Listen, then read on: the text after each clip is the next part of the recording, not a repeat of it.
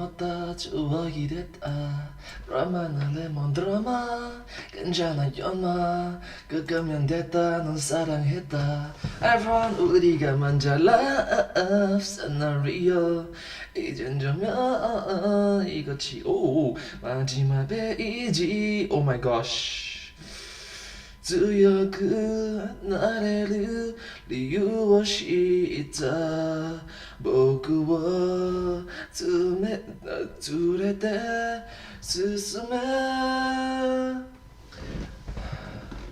教えてよその仕組みを僕の中身誰かいるの壊れた予感の世界で Oh 君が笑う何も見えずに壊れた僕なんてさ息を止めてほどきないもうほどきないよ真実さえ Please 壊せる壊せない狂えないあなたのI forgot the lyrics 揺れてあの世界へ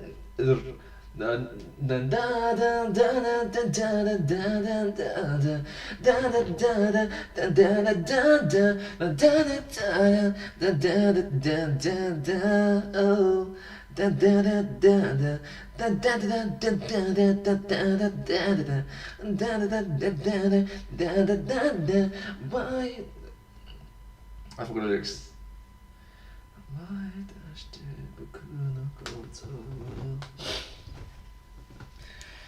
教えて僕の中身誰かいるの我爱他轰轰烈烈最疯狂我的梦狠狠睡我却不会忘成为他相信明天就是未来情节有多坏都不敢醒来我爱他跌跌撞撞到绝望我的心I got one more song Come say my liga hachi Come say my liga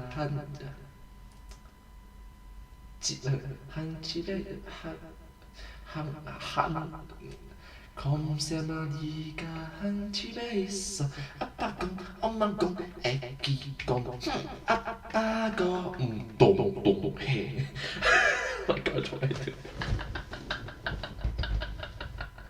엄마가 날씨 엄마가 날씬해 애기가 너무 귀여워 웃어 잘한다 What am I doing? Gosh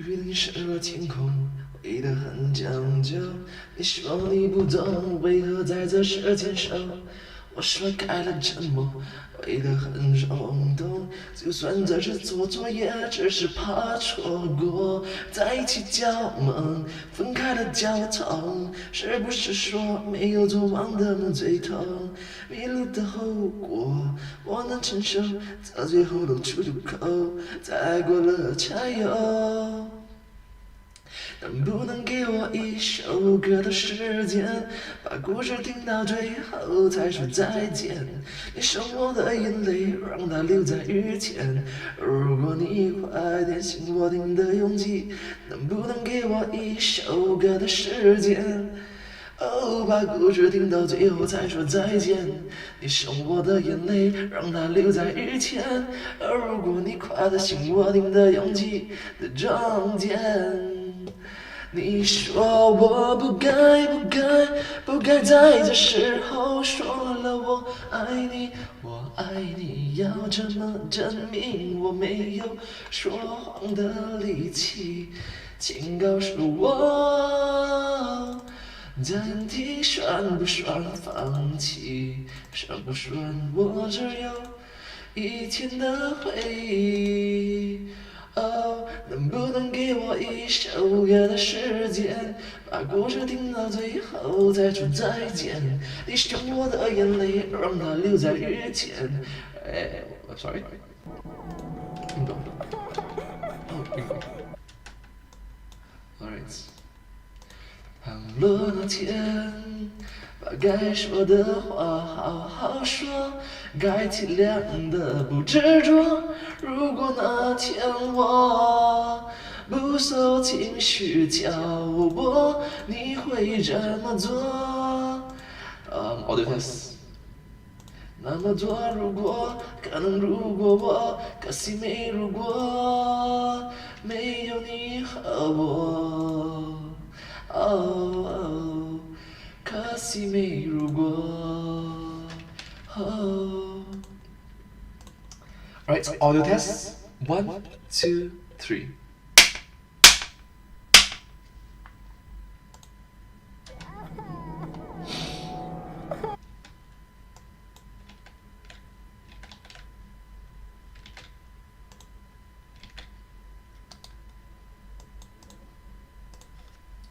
Does it work? Audio test. 1, 2, 3.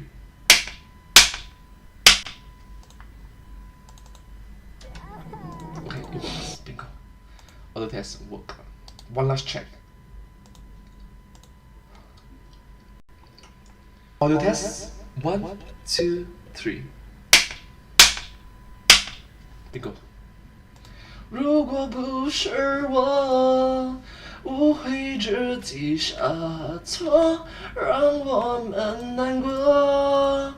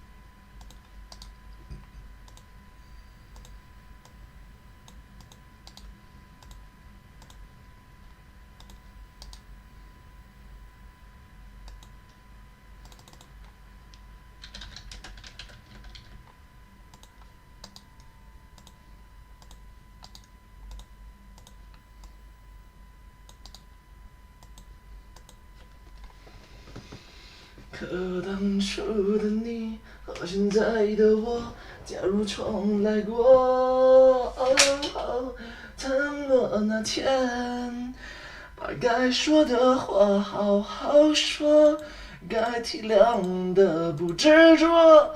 如果那天我不受情绪挑拨，你会怎么做？I need a shift. Kena. Alright, let's start.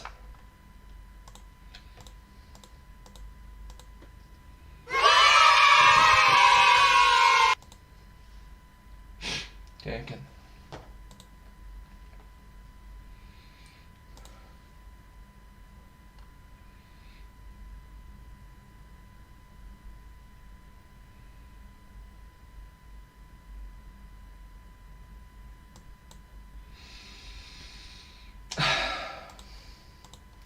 Hello everyone, it's me, and today, please remember to be understanding and caring towards one another.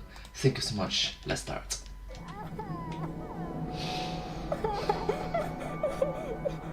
Help me, Seven Fingers. Help me. You'd better have a good reason for all this rumpus. You lied. lied to us, Mr. Fingers. You lied. You abandoned us for years. Left us. But now I'll make sure you're never allowed to leave us again. Hello, Internet! Welcome to Film Theory. Hello Internet, welcome to Film Theory. Hello.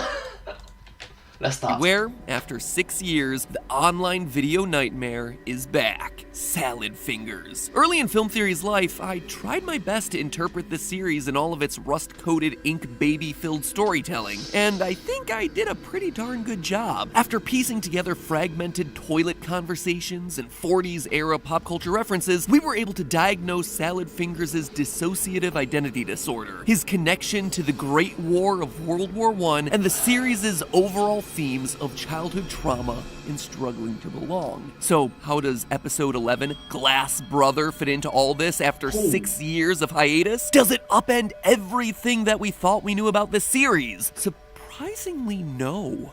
You must understand that this video came out in the year 2019, and right now it's in the year 2021. So a lot of years have passed, a lot of improvement and growth have been made.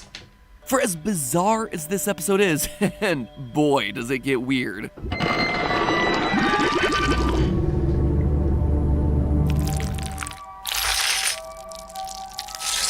I gotta say, it feels like the most straightforward one that we've had to date, one that actually aligns with my earlier analysis pretty darn well. That being said, it is worth mentioning that you might want to catch up on the previous two-part theory right here. Give them a rewatch if it's been a while, and that's not me just trying to get extra views out of those videos. I actually had to go back and watch them myself to remember what the heck I said, because this series is just that deep and complex, but rewarding if you're willing to dive into all its creepy details. So now, with that look back out of the way, it's time to look ahead to chapter 11, to uncover whatever mysteries may be held within those leafy green fingers.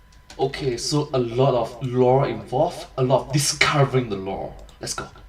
In episode 11, Salad Fingers starts off playing with his happy finger puppet friends. Just another delicious salady day of gnawing on them for punishment or throwing them in the dirt. Salad then chooses to focus in on Hubert Cumberdale. After holding a mirror up to Hubert and the reflection telling him that it'll never be a real boy, Salad takes it upon himself to help this puppet friend grow up a little, recreating that classic scene in Pinocchio where Geppetto sews sticky flesh chunks onto his puppet from the dead skin collection in his junk drawer.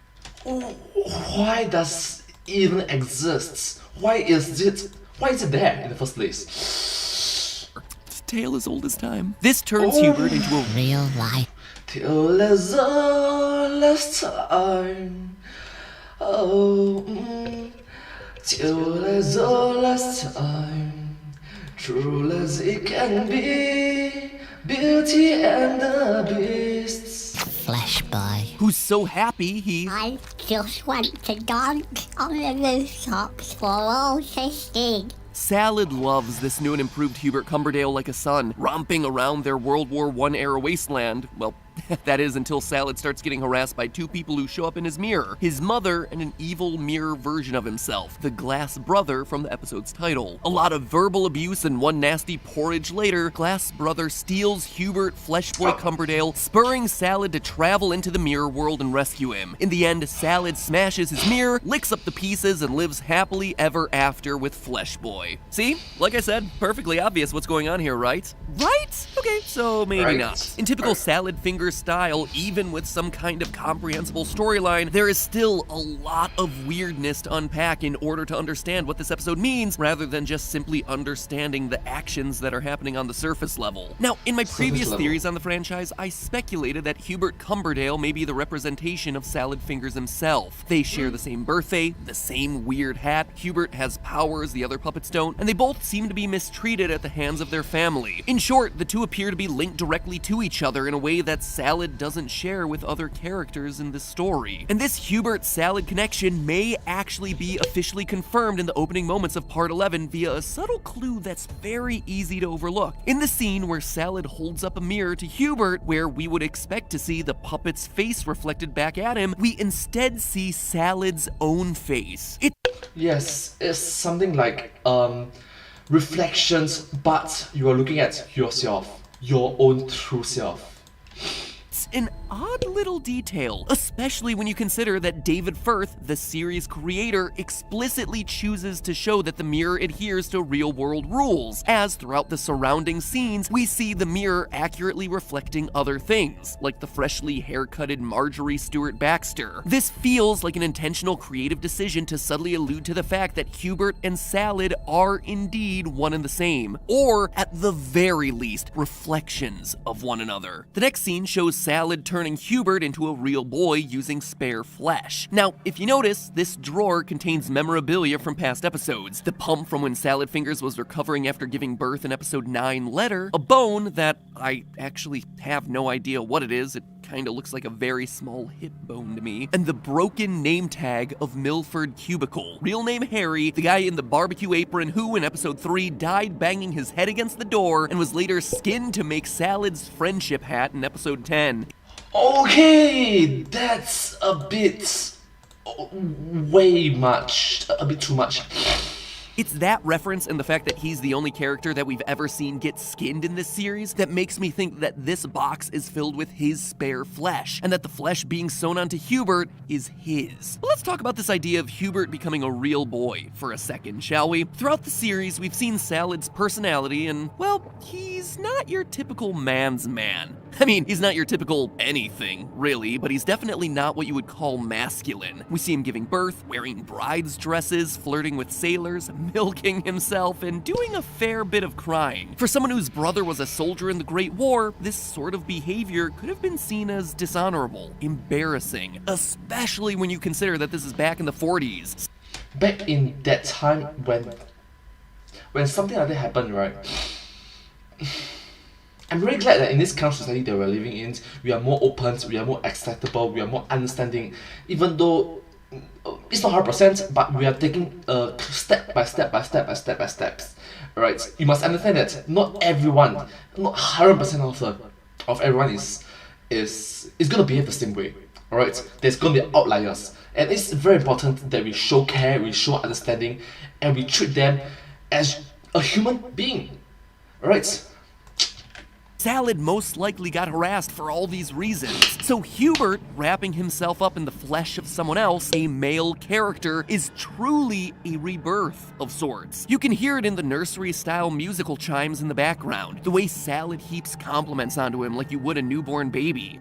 Who's that little dazzling dreamboat? Sugar cheeks? Thunder thighs?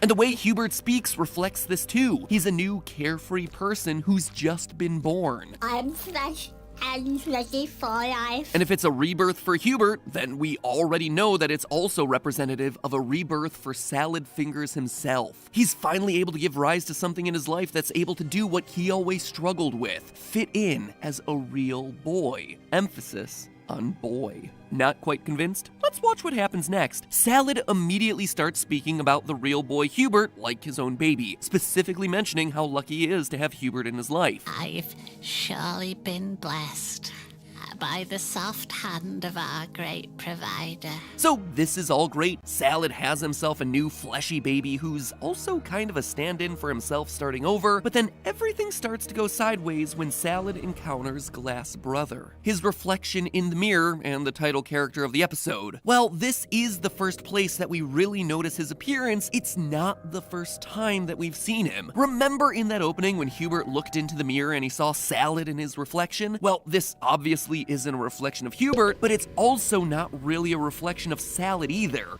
Alright, interesting. So it's not a reflection of either of those options. What is it that is being reflected upon it? This is the actual first appearance of Glass Brother.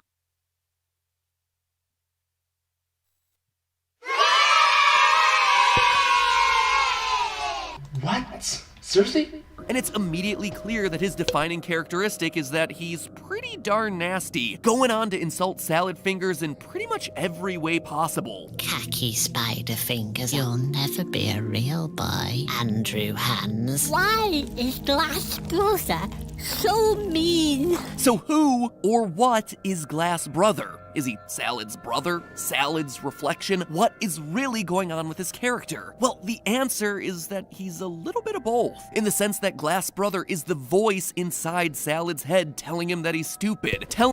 I hear voices in my head, they talk to me, they understand, they talk to me, oh, they talk to me.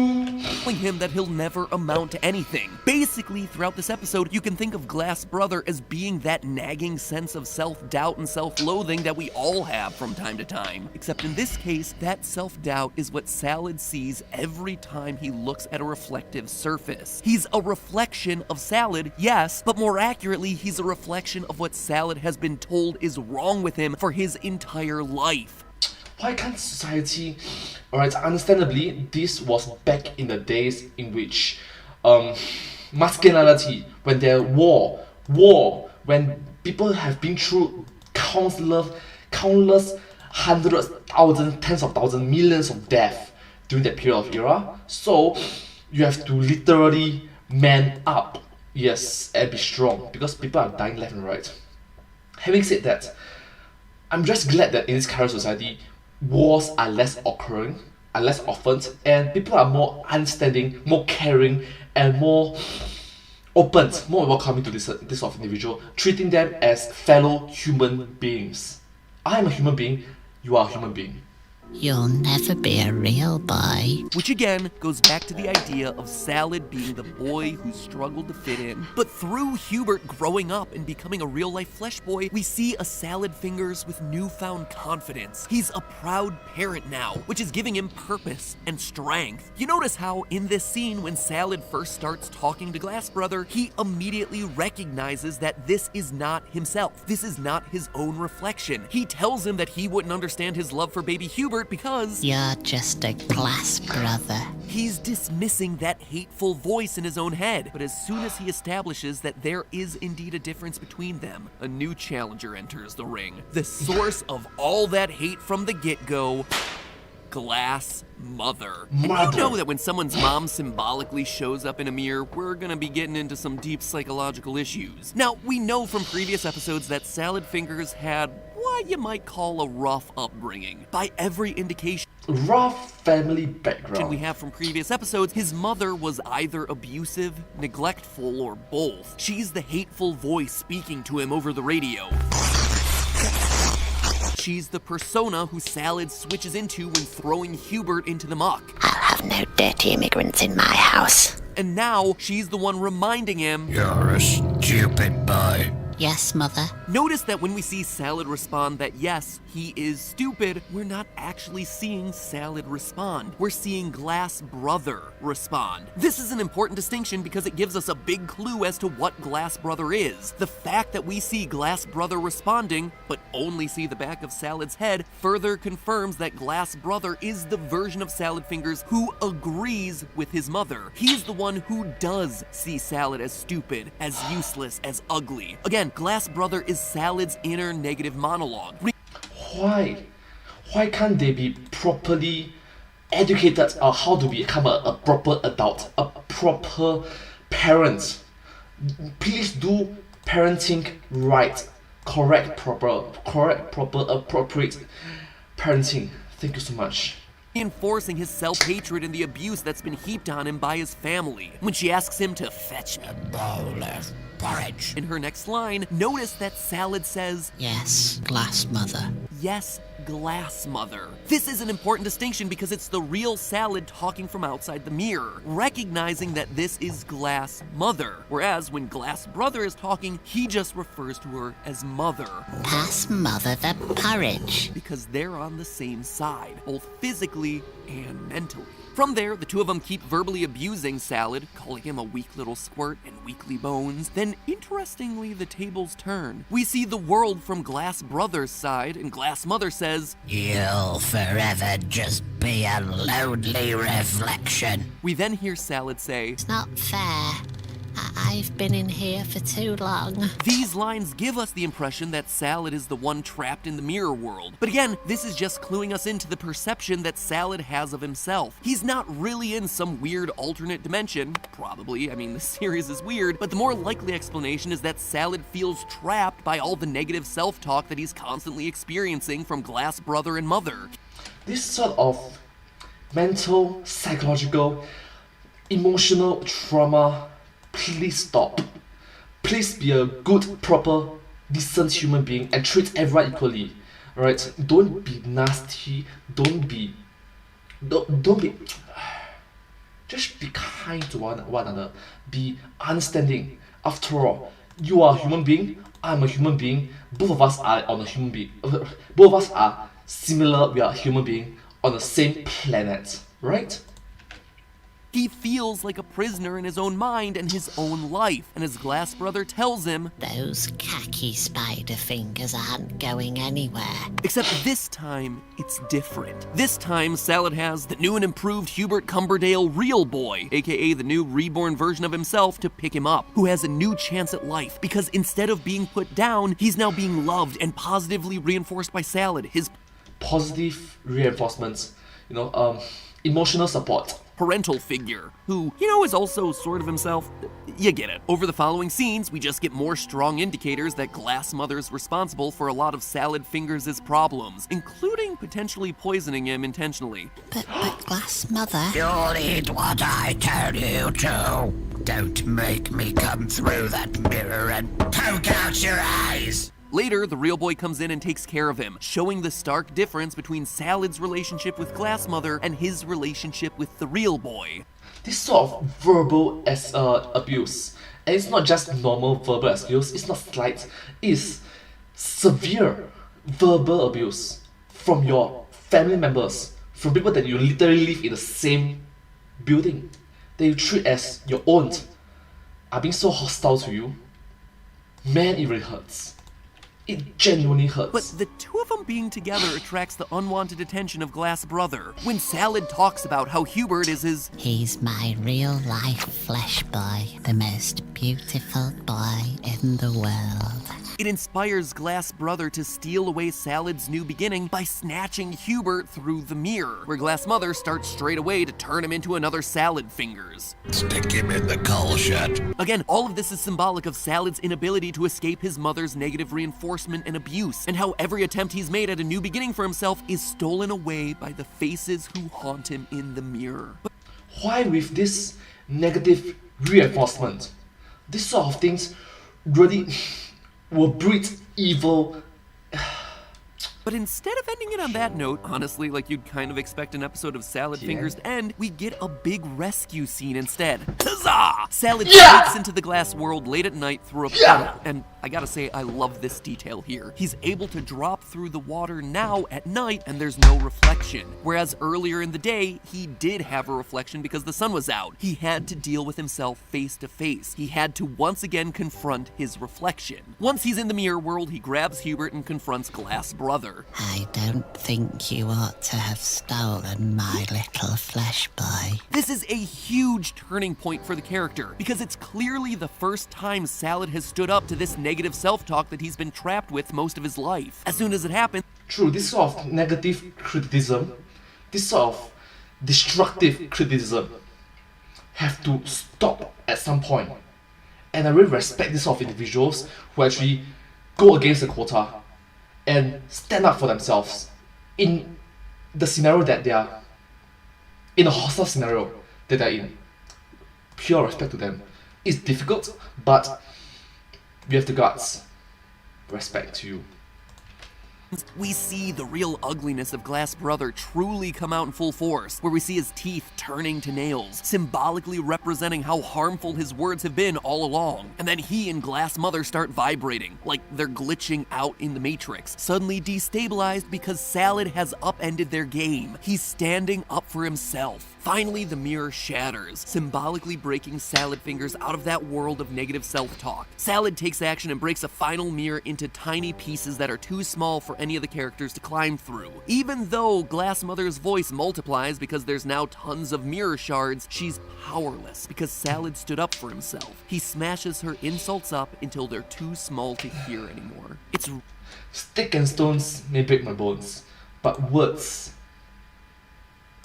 can't hurt me when I understand what your intentions are.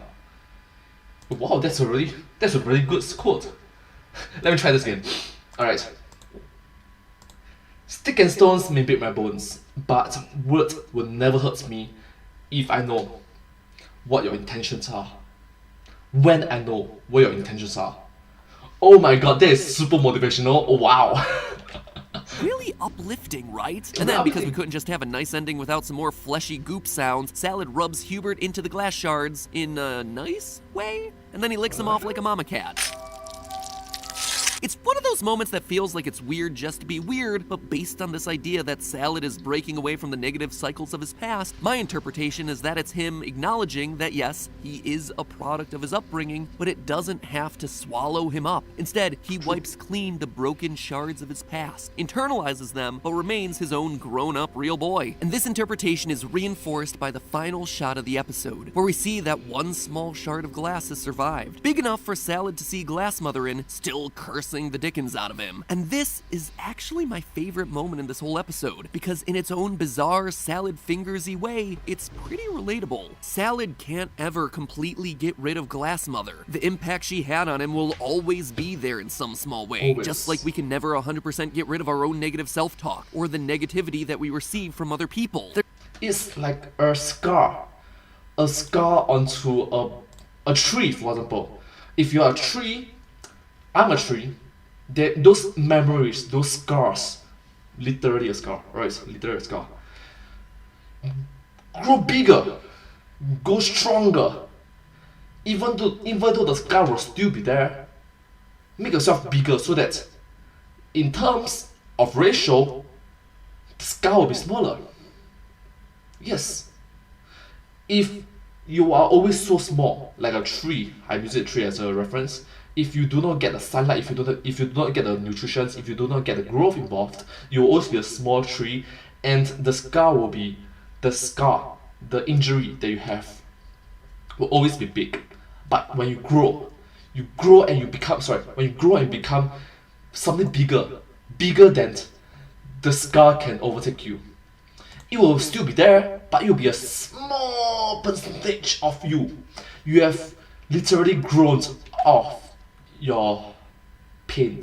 It will still be there, but it's so small that it's nearly insignificant. There's always gonna be that one little shard left. But the cool thing about this moment is that Salad Fingers shows that he's okay. And yes, it's definitely a little weird that he uses the shard to cut open his finger and smear it with blood, but what this represents is that these feelings, that Glass Mother, will always be a part of him. And yeah, she's wounded him, but he goes on to take the shard and put it away. The shard is still there, it still exists, but he closed it in a box and moved past it. And now he can finally heal and move on. A happy Salad Fingers ending. Would you look at that? So do Hubert and Salad just ride off into their fleshy little sunset? Is Salad free? Well, on one hand, I'd like to say, yeah, he's finally done it. On the other hand, though, listen to Glass Mother's final line. Have your arms for cricket stumps. Just wait until your father gets... Where she gets cut off mid-sentence when she's saying, wait until your father gets home. Now, I may have missed it somewhere along the line, but I don't really think that we've dealt with all of Salad's daddy issues yet, which seems especially relevant now that he's got a kid of his own. So in future episodes, I would expect to see a newly confident Salad Fingers coming fresh off of defeating his Glass Mother, now having to confront some kind of appearance, symbolic appearance, corpse appearance, or finger puppet equivalent of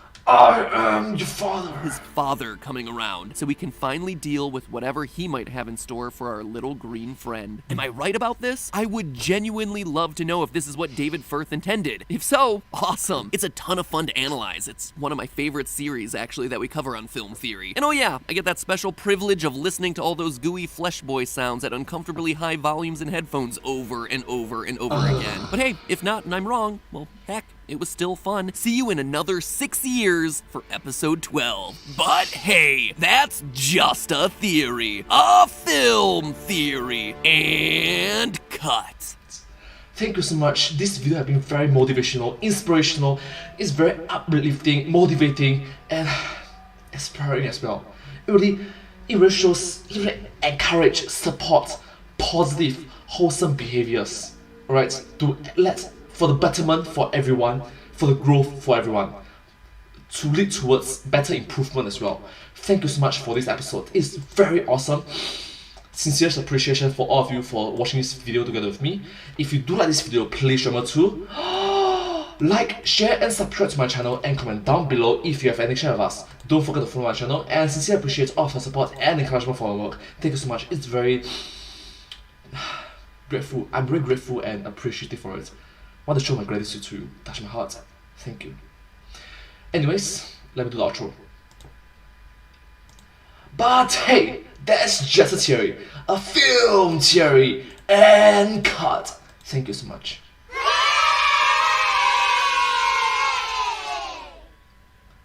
And I hope to see you all in my next video. Bye bye! Once again, please remember to subscribe and be understanding, be caring. Thank you so much for your wholesomeness and family-friendly positivity. Hope to see you next time. Bye bye! Alright, that was one video down. Let me do the other videos. But first, let me go to the toilet first. Yeah. Been holding for quite some time.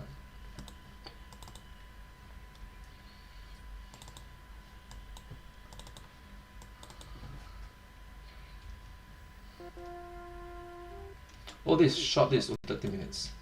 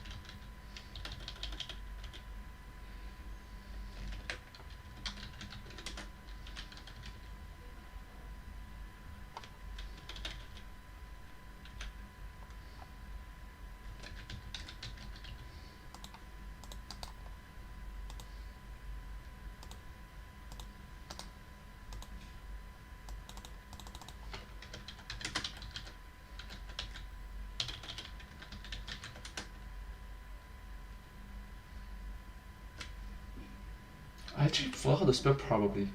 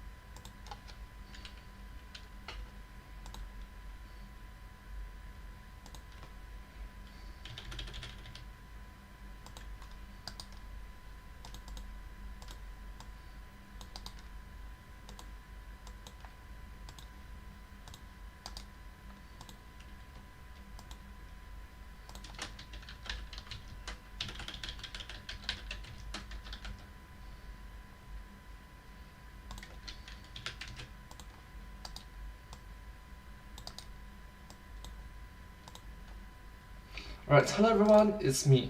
And today, hello everyone, it's me, Shrek. let's learn about the hidden secrets you probably don't know. Alright, sounds good, sounds good. I'm gonna take a water break first. Toilet break. We'll rest up first.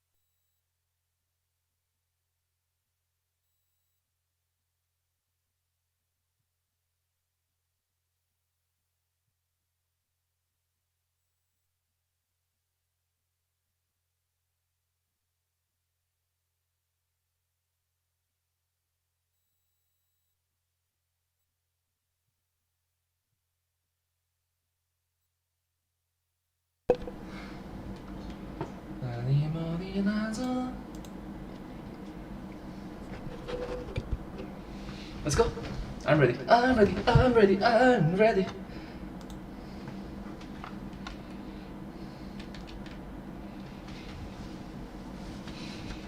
Okay. Let's go. Alright, let's go.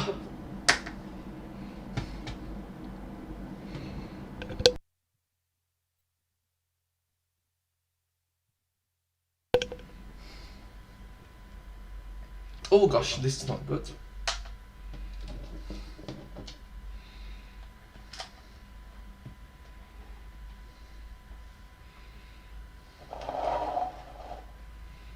There you go.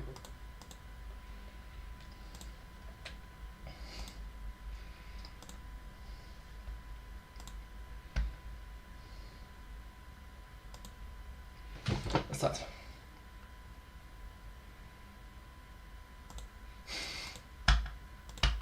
Hello everyone, it's me, and today, Shrek! On time, Shrek. Let's learn about the hidden secrets you probably don't know. Sounds good? Sounds good.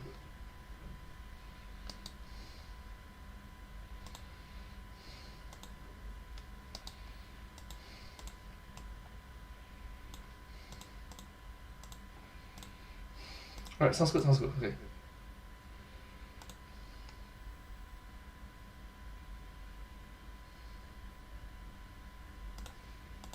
Boom, boom. Hello everyone, it's me, and today, sorry, one more time. Hello everyone, it's me, Shrek. Let's learn about the hidden secrets you probably don't know. One more time. Boom, boom. Hello everyone, it's me, and today, let's gosh, Shrek.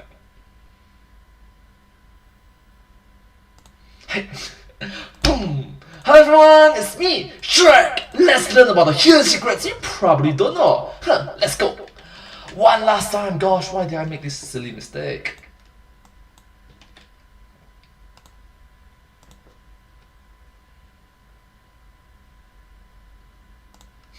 Boom, boom. Hello everyone, it's me, Shrek! Let's learn about the hidden secrets you probably don't know. Together! Run, run, run as fast as you can. You can't catch me. I'm the gingerbread man. Gingerbread! You're a monster! I'm not the monster here. You are. Now tell me, why are Shrek's farts so deadly? Okay, I'll tell you. Do you know the Theorist Man? The Theorist man? The Theorist Man! Yes, I know the Theorist man. The one who's been making videos that answer weird questions about Shrek, even though it was released almost 20 years ago. Hello, Internet! Welcome to Film Theory. Hello Internet! Welcome to Film Theory! Hello! The show that'll stay up all night thinking about unanswered mysteries from our favorite nostalgic movies, and in the morning, we're making waffles. It is literally decades ago. Grow up, man. Okay, I watched it when I was young, but seriously, grow up, man. You know, I'm not exactly sure why Shrek became the anointed meme lord of the internet, but I'd be lying if I said I didn't appreciate all the good work that he's doing out here. From the riffs on All-Star, to the memes, both dancing and dank, to the postmodern masterpiece of animated horror that is Shrek is Love, Shrek is Life. Okay! Please keep it family friendly and wholesome. Thank you so much. And somebody once told me the world. Sorry. And then late last year, there was this incredible mega collaboration of Shrek Retold, which, if you haven't seen it, is a video here on YouTube where they take the entirety of the first Shrek movie and get about 200 creators to remake it. It is absolutely worth the watch, if for nothing else to see great animated sequences like this. Ogres are not like cakes. Immediately followed up with scenes like this. Don't say that to my donkey! Keep that lip shut! Oh, you a big stinky pig, are you? It is like a fever dream wrapped in a nightmare. If Shrek were an adjective that you could use to describe content, then this is the most Shrek thing that I have ever seen. I'm linking it right here so you can watch and enjoy, or at the very least just let the Shrekness wash over you. Anyway, Okay, I'm gonna guess that this episode is going to be very over the top. looking back at these movies for today's theory, I gotta say that I can relate to Shrek much more now than I did as a kid. His favorite activity is quiet time at home, he finds parenting to be rewarding yet exhausting, and he's gassy. Seriously, these movies make a huge deal about ogre farts. I mean, from the opening seconds, we see him fart in a pond and kill a bunch of fish. When Shrek and Donkey are approaching the dragon's den, Donkey notes a foul stench. Man, you gotta warn somebody before you just crack one off. My mouth was open and everything. And assumes that it was a Shrek cheek sneak, but Shrek corrects him. Believe me, Donkey, if it was me, you'd be dead. And it's not just limited to Shrek either. Fairies start suffocating when Shrek and Fiona power their own personal hot tub in Shrek 2, and when Shrek is telling Donkey about ogres in the constellations, his example is Bloodnut the Flatulent, who made farmers run away from his stench. There's Bloodnut, the flatulent. You can guess what he's famous for. All right, now I know you're making this up. All this seems to point to the idea that ogre farts aren't just unpleasant, they're downright deadly. And if you're me and you run an online show dedicated to taking the stupid questions that pop into your head when you consume media way too seriously, you immediately think, I'm gonna dedicate an episode to the deadliness of ogre gas. So today I'm asking the questions that really matter. When we say silent but deadly, how literal are we being? Can farts kill? And if so, what would account for Shrek's particularly potent poots? Okay, so the question is silent but deadly, right?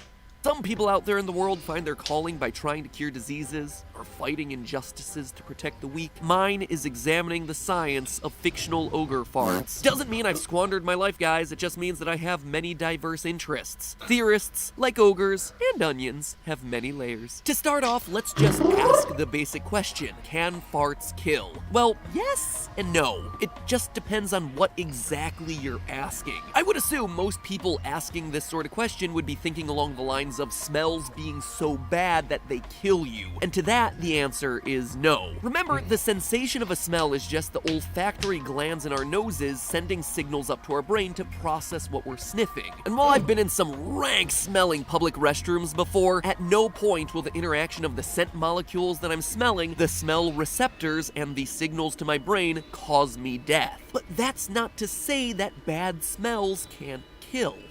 Okay, you must understand that the common misconceptions is that most human beings tend to think that they have 5 senses, but in fact they have more than 5 senses. There's like 10 plus, 20 plus around there.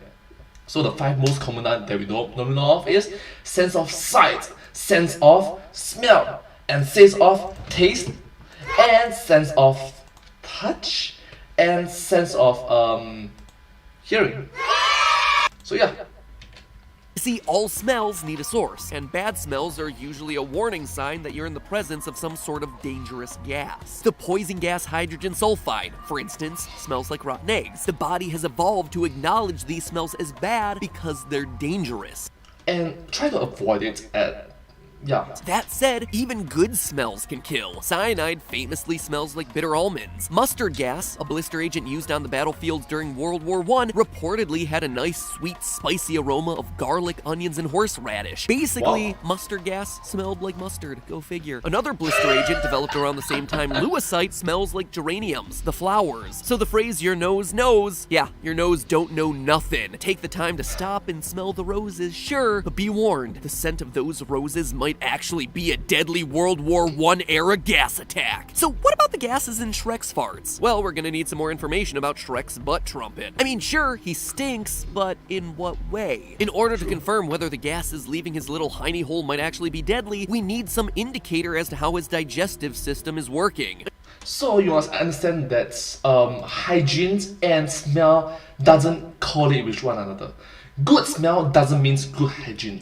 Good smell means maybe you will die. Yeah. Or bad smell doesn't necessarily mean it's bad. Bad smell maybe means that it is good. Yeah. Our brains have this sort of misconception involved. Yes. But people who are very hygienic may have a bad sense. Oh, it's bad. Oh, I don't care. Because they are being hygienic. Vice versa, someone who is very unhygienic, someone that doesn't clean much often, someone that doesn't wash up, may smell very good. It's just a very misconception that our brain have. You know, this kind of common sense is in fact incorrect. I'm talking to you. If you're watching this video, I'm talking to you. Yes, you. Scientifically speaking, you are wrong.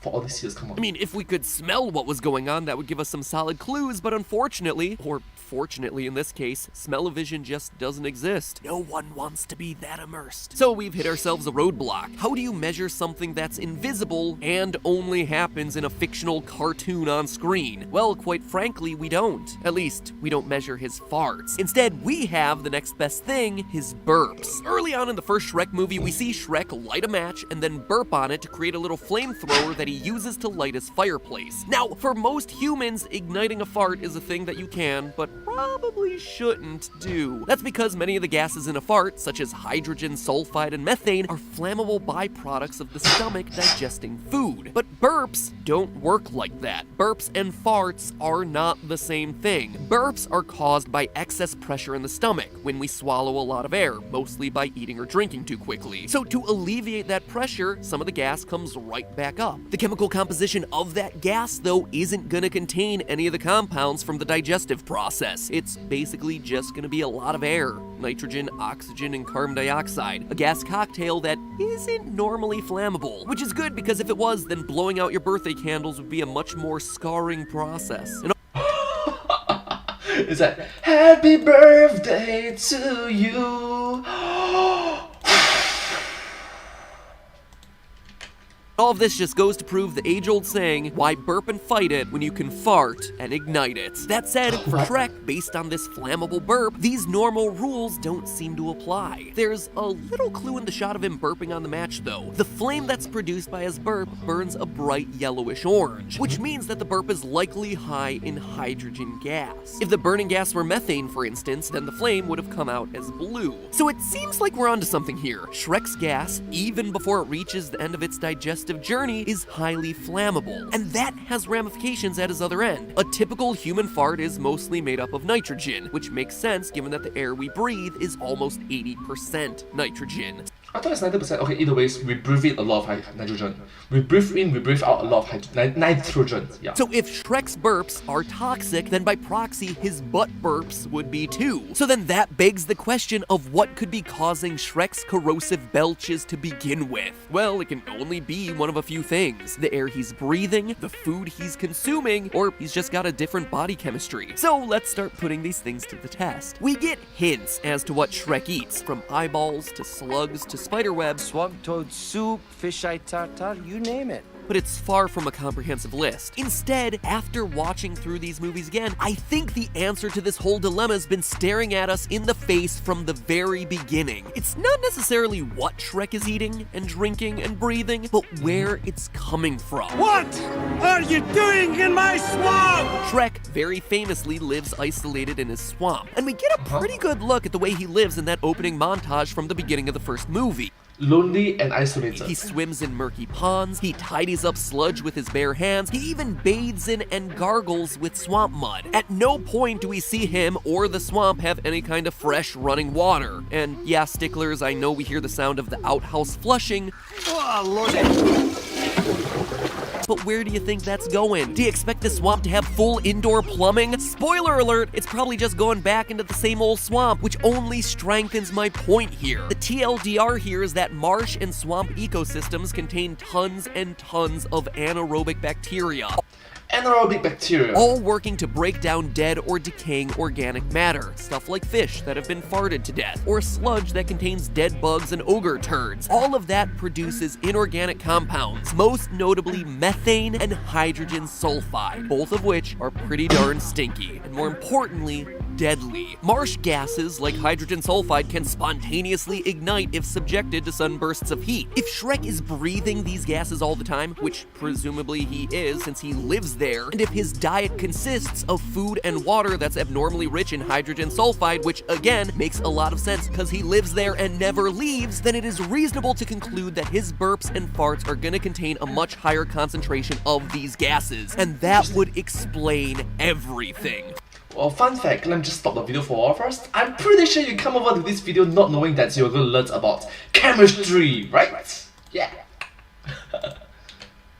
For one, if Shrek is burping up hydrogen, it would explain the orangish yellow color of the fire that he creates with his belch. And if hydrogen sulfide is a major component of his farts, we get ourselves the good old 2-for-1. Hydrogen sulfide reeks of rotten eggs. It's the part of our own farts that smell so bad. But in human farts, it's only about 1% or less of the volume of our own thunder from down under. But with Shrek, it makes perfect sense to assume that the concentration of the stink is gonna be higher. And is elevated levels of hydrogen sulfide dangerous? You bet. The rotten egg smell in a fart generally indicates a concentration of about 30 parts per million. But if Shrek can somehow manage to hit 1,000 parts per million, something that seems doable given his diet and strange body chemistry, then he could send Donkey into a coma with a single breath of the stuff. Shrek's crack symphonies in the open air would definitely be unpleasant, but when he emits them in a confined space, like he does with the fish at the beginning of the movie, and as he would have with Donkey right behind him as they approach Dragon's Keep, taking a big ol' whiff would mean an immediate, not so happily ever after. Still not convinced? Well, there's one other major clue that's been hiding in plain sight. So you're trying to say that worst case scenario, it may become like GG. Yeah. Shrek tells Donkey at the outset of their journey that ogres are like onions, presumably because they have layers. But you know what food causes significant production of hydrogen sulfide? That's right, onions. When Shrek explains that ogres are like onions, he is eating an onion. And Donkey's first guess about how they're similar is actually more right than any of them would have expected. Ogres are like onions.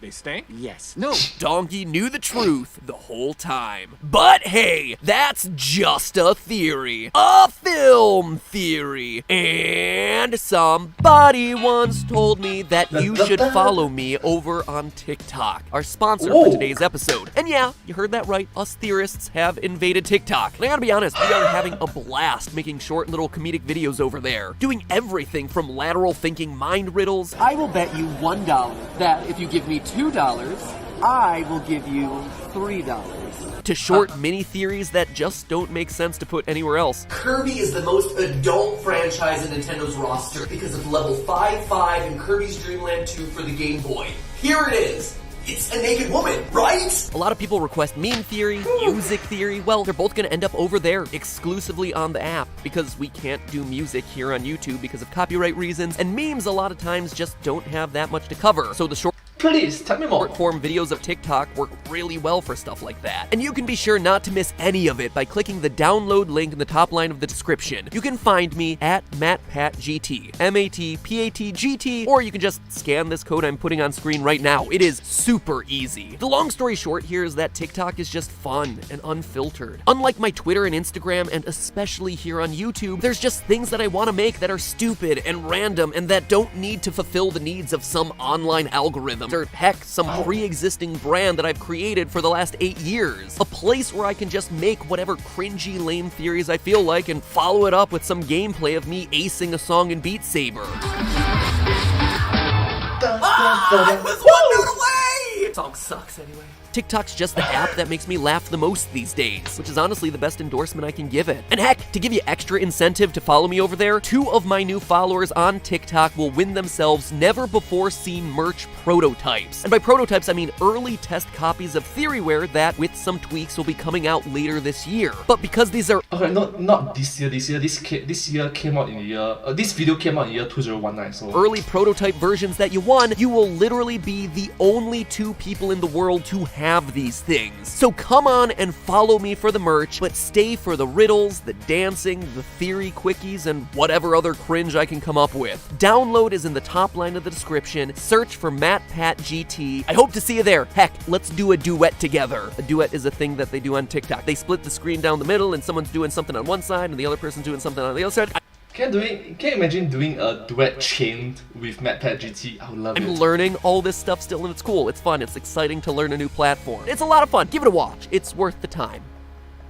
Alright, thank you so much for watching this video together with me. It's very weird to think about it, but it's quite special and unique to watch it together with me.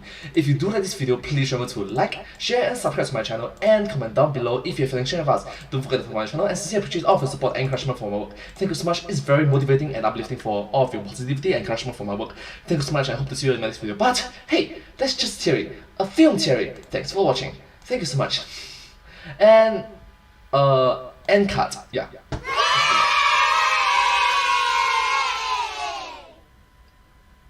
Yep, I forgot about the outro. Anyways, thank you so much. Hope to see you in my next video. Subscribe. Oh my gosh. No wonder I cannot find it. It disappeared. Oh my gosh.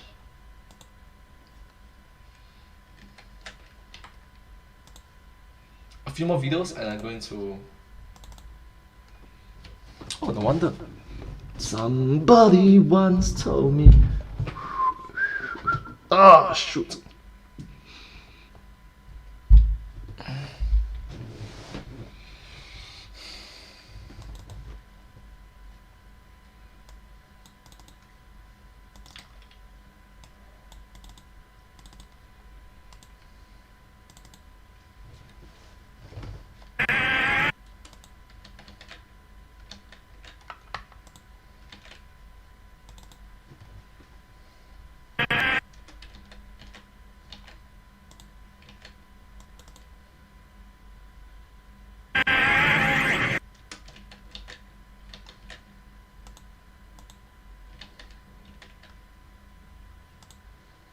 Alright, hi everyone, it's me.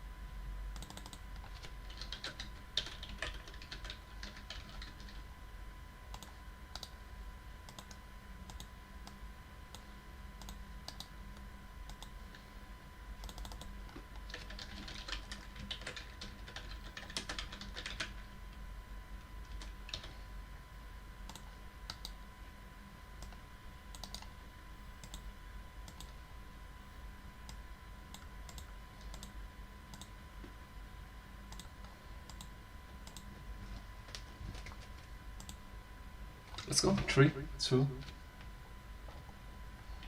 1, and go. What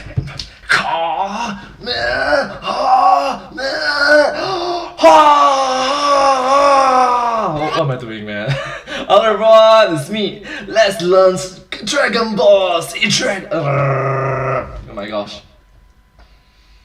I'll try and sing together.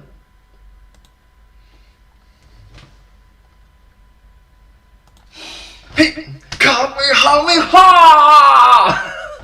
Oh my gosh, what am I doing, man? Hello everyone, it's me, Dragon Ball. Let's learn Dragon Ball's Ultra Instinct together. Let's go. Oh my gosh, one more time. I forgot to do. What is me?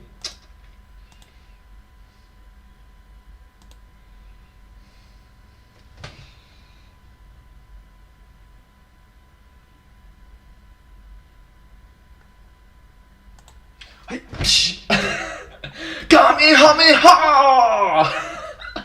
What is wrong, man? Hello everyone, it's me! Gosh. Once more. All these outtakes.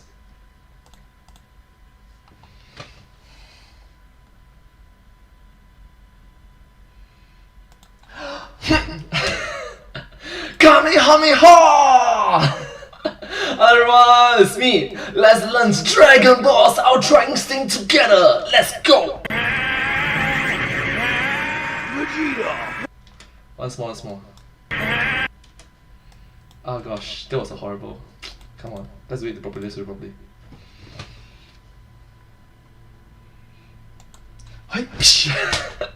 Kamehameha! Hello everyone! One more time.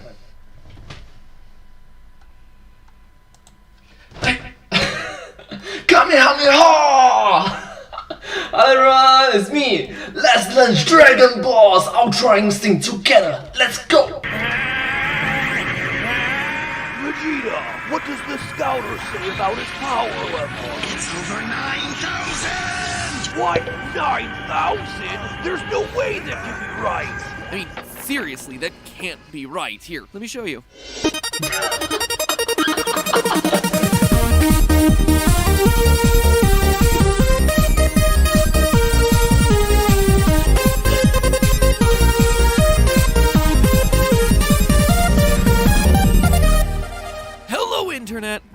Welcome to Film Theory. Hello Internet, welcome to Film Theory. Hello, it's over 9,000. The Velma of YouTube channels. I'll let you decide exactly what that means. It means this channel looks really great. Turtleneck sweaters and thick rimmed glasses. Today we're taking our It's a bit nerdy but geeky, but I like it. first look at the series that taught us that monsters are really just greedy people with access to extremely convincing rubber masks. Scooby-Doo, a show that sustained itself as a staple of children's cartoon programming since the late 60s. I mean, think about that. A show your grandparents watched as kids is still relevant today. The next thing you know, we're gonna be seeing a reboot of the Flintstones with Bam Bam dabbing and wearing Supreme. Hopefully not, but where Scooby, Fred, Velma, Shaggy, and Daphne have found their home lately has been in the Memeverse, joining the hallowed ranks of SpongeBob, Shrek, and Elon Musk. And of those memes, one in particular has impressed us with its power level. Literally, Ultra Instinct Shaggy. Oh my gosh, now that's epic. Ultra Instinct Shaggy. Now, in case you have better things to do with your time than scour the internet looking for the meme of the week, heck, that's too generous, meme of the day if it's lucky, comes one that started at the end of last year and really took off back in January. It comes from a somewhat unusual scene in the made-for-TV movie Scooby-Doo, Legend of the Phantosaur. Roll that beautiful bean footage!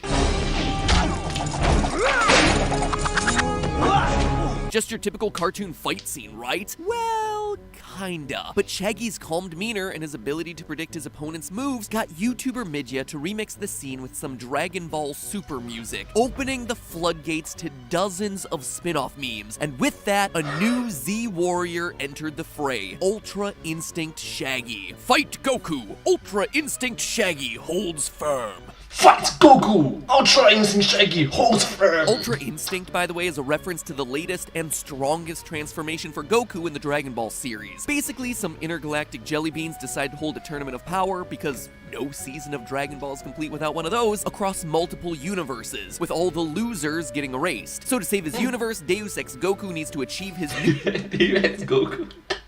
Get it, because his plot armor, he's gonna say Deus Ex Machina, but it's Deus Ex Goku, so yeah.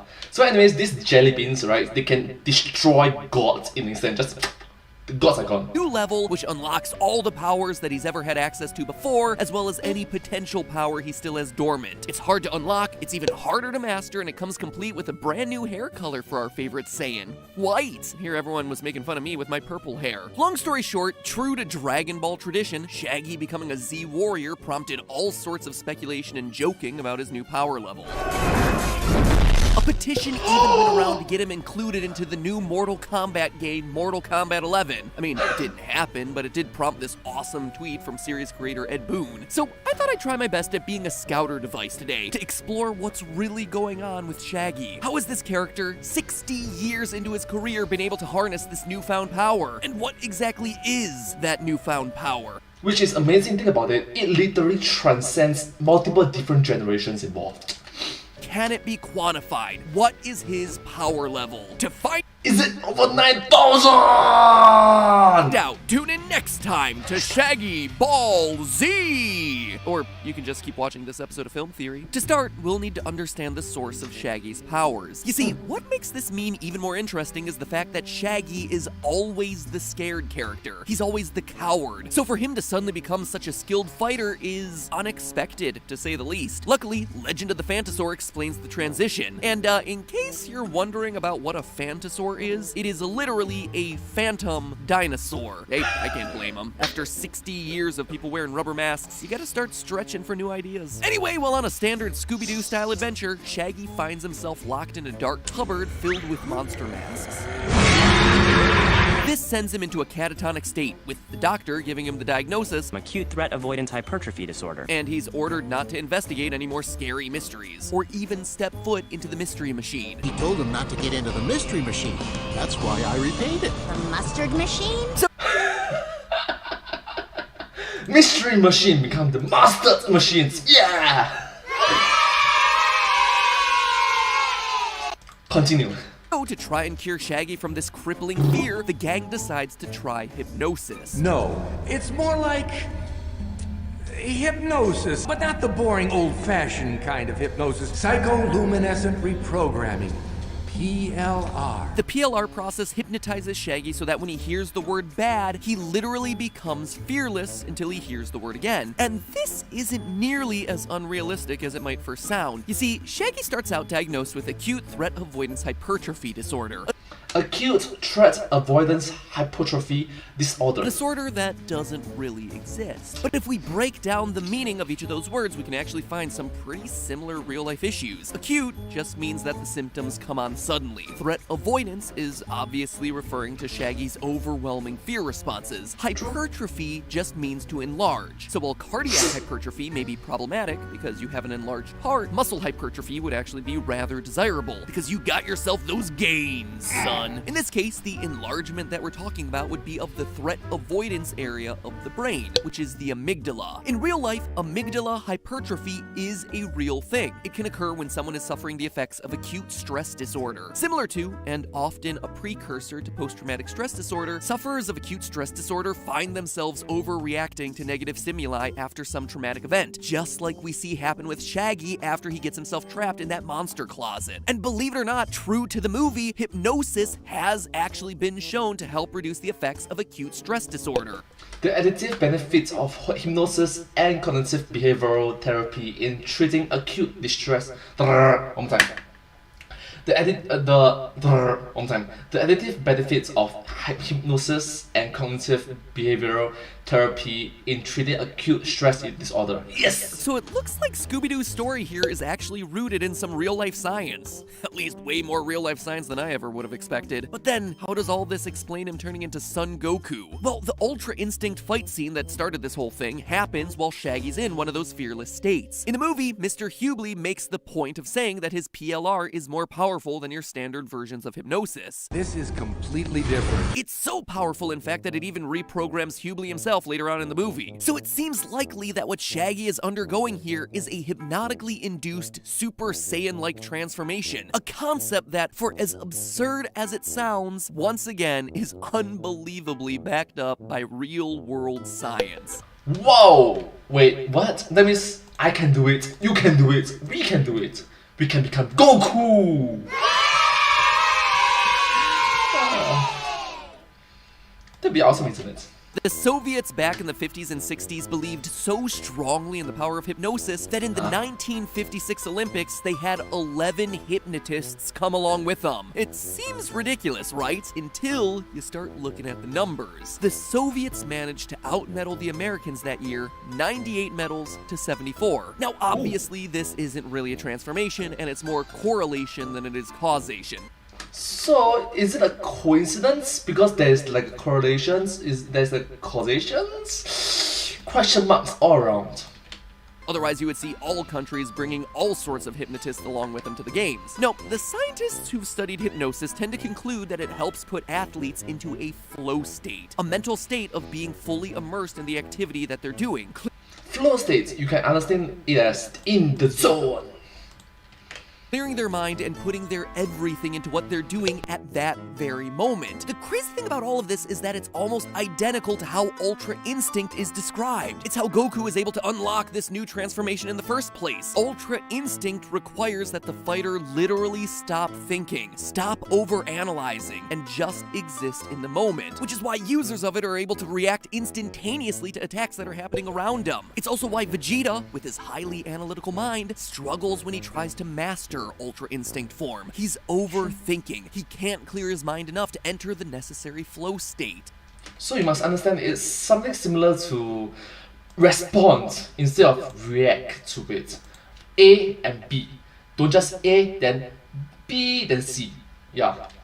So does that make Shaggy the Scooby-Doo god-tier equivalent of Goku? Well, God! Not quite. Power levels in the Dragon Ball series are usually determined by scouter devices, measuring the amount of ki energy that's possessed by a single character. Although this number should theoretically remain somewhat stable throughout your lifetime, intensive training, natural aging, and form changes, such as going Super Saiyan, can change your total power levels. Shaggy is still bound by his human limitations and lack of training, though his reaction time certainly is faster when he's in in this quote-unquote ultra instinct mode, he still needs time to think about how he reacts to attacks. And he's missing out on all of those really nifty glow effects.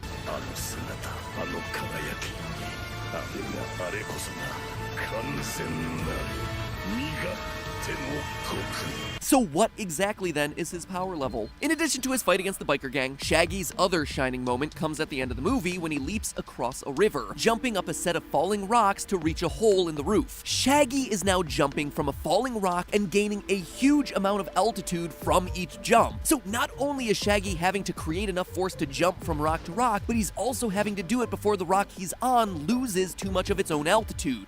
Okay, so now we are talking about from mental, from psychological to physics. That you didn't see that coming. User Brendala on LiveJournal actually shared a collection of old Scooby-Doo comics with information about all of the characters, and Shaggy's height is given at 6 foot, or 1.822 meters. Shorter than me. I'm taller than him. So using Shaggy as a ruler in this shot, we can estimate that Shaggy is I really like it that just like food. Whatever's edible. About 5.5 meters in the course of about 3 seconds, using 3 separate hops. Shaggy also has to at least maintain his altitude, and in fact we see him gaining in altitude with the subsequent 2 hops, bouncing over a meter off of each rock as he waits for the next rock to fall. Now consider how this needs to work for Shaggy. In a normal force diagram of jumping, the ground isn't moving, so it's exerting a force equal to your weight accelerated by gravity into the ground. When you want to jump, all you need to do is exert some extra force downward into the ground, and that propels you up off of it. But now imagine the ground is also accelerating downwards at the same speed. Yes! So if I'm not wrong, it is Newton's second law of motion, right? Second law.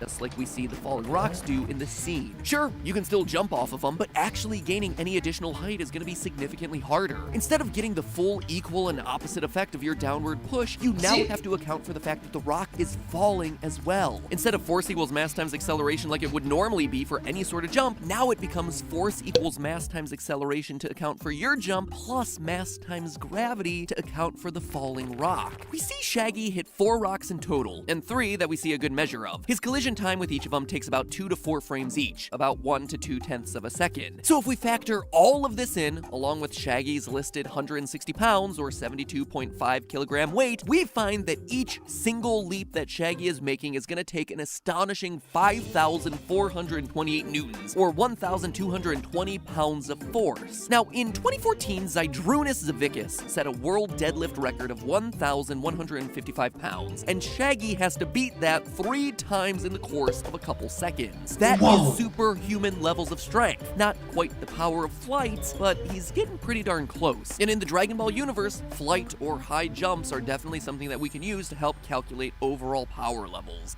But you must understand that this is from a fictional world, so maybe the gravity is different? Maybe. Now, the Dragon Ball Encyclopedia Daizenshu 7 has an incredibly comprehensive look at various characters' power levels throughout the series, which will in turn allow us to give some rough comparisons to Ultra Instinct Shaggy. So let's look at Shaggy's power set. Shaggy has fast reaction times, above average strength, and the ability to almost fly, but not quite. His jumping ability is just really good and really fast. Where Shaggy hits his clearest limitation is not being able to create any sort of energy or ki-related blasts. Now, looking across the franchise's history, the original Dragon Ball series is the only time that we see this level of more grounded, realistic fighting, before power levels started to grow out of control. During the 23rd World Martial Art Tournament, we see Goku square off against his future wife Chi-Chi. During the course of their sparring, we see her demonstrate many of the same skills that Shaggy uses in the Phantasaur movie, fast reflexes and superhuman jumps, but no actual flying. So according to the encyclopedia, her power level at the time was 130. The next power level up that we see from there is 139, as showcased by Jackie Chun, aka Master Roshi in disguise, during Get it? Jackie Chan and Jackie Chun. Get it? It's a disguise. the 21st World Martial Arts Tournament. And also a reference to the legendary Chen Long. Here, he demonstrates many similar skills as Chi-Chi, fast reflexes, stronger attacks than normal, except there is one key difference. Or should I say, key difference. Ha-ha! You get it? Key difference? Yeah, get it. I get it. AI. Anyway, in Jackie Chun's battles against both Yamcha and Goku, he shows his ability to harness ki-related attacks. The Yamcha battle in particular shows why Shaggy wouldn't be able to hold his own in a fight like this. As such, Ultra Instinct Shaggy's power level is best estimated as comparable to Chi-Chi's, level 130. Maybe just slightly more based on that series of extreme jumps, but we definitely know that it's gonna fall somewhere between 130 and 139. Man, I feel like a Your Movie Sucks review right now. Well, it's not a 130, but it's also definitely not a 139, so let's give it a 130 and a half. I might change that number later, but that's what we're gonna go with now.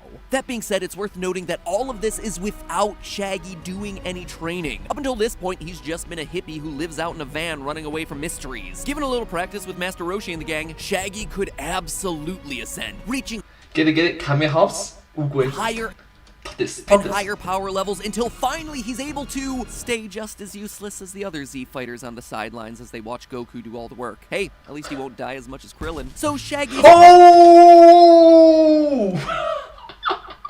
Oh my god, I was going to make that reference, but... Matt Pat beat me to the punch! Power level might be a bit disappointing. Definitely not enough to match Goku. But you know where the two are comparable? Appetite. On that one, Shaggy might truly have Goku beat. But hey, that's just a theory. A film theory. And cut. Oh my god, this episode has been very enjoyable and very entertaining to watch. I hope that you find this video very just cute and adorable to watch as well. It's quite interesting if you think about it. Very thought-provoking. Anyways, if you do like this video, please remember to like, share and subscribe to my channel and comment down below if you have any share of us. Don't forget to follow my channel and sincerely appreciate all of the support and encouragement for my work. Thank you all so much and I hope to see you all in my next video. But hey, that's just a theory, a film theory. Thanks for watching. Wait, and cut.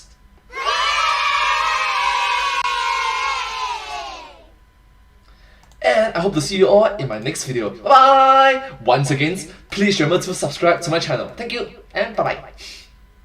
Bye bye. Alright, that was one amazing video. Next is hi Sandra Perry and hi Mary Mills. Yes, thank you so much for coming over to my live stream and being engaging active. Thank you so much. Sincerely appreciate it.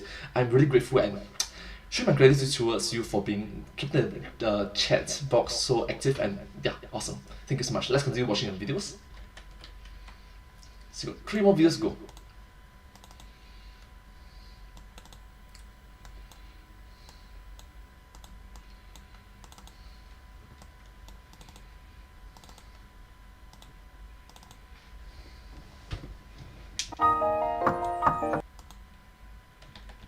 Oh, it's quite a short video comparisons.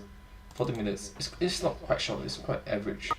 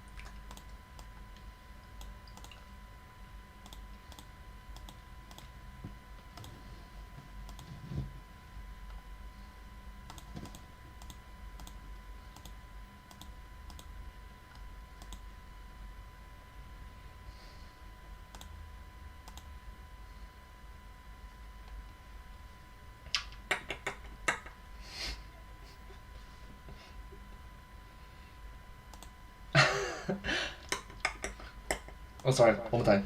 God, I should do that.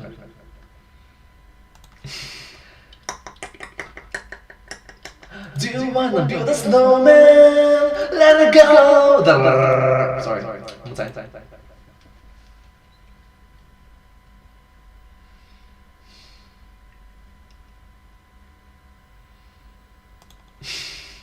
Into the unknown. Everyone is me. Disney. Where do you think is Frozen? Let's go. Oh, one more time.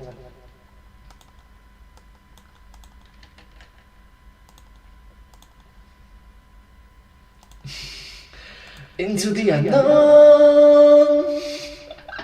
And one time. Into the unknown. Everyone is me. Disney. Where do you think is Frozen? Do you wanna hear a theory? Frozen 2 is coming soon. The trailer dropped and I was stunned. It looks so much fun. This moment's opportune to figure out its symbols, crystals and waves. What's with the autumn leaves? Do you wanna hear a theory? Kinda has to be a theory. Why? Why is it always a theory? That's the show. Oh.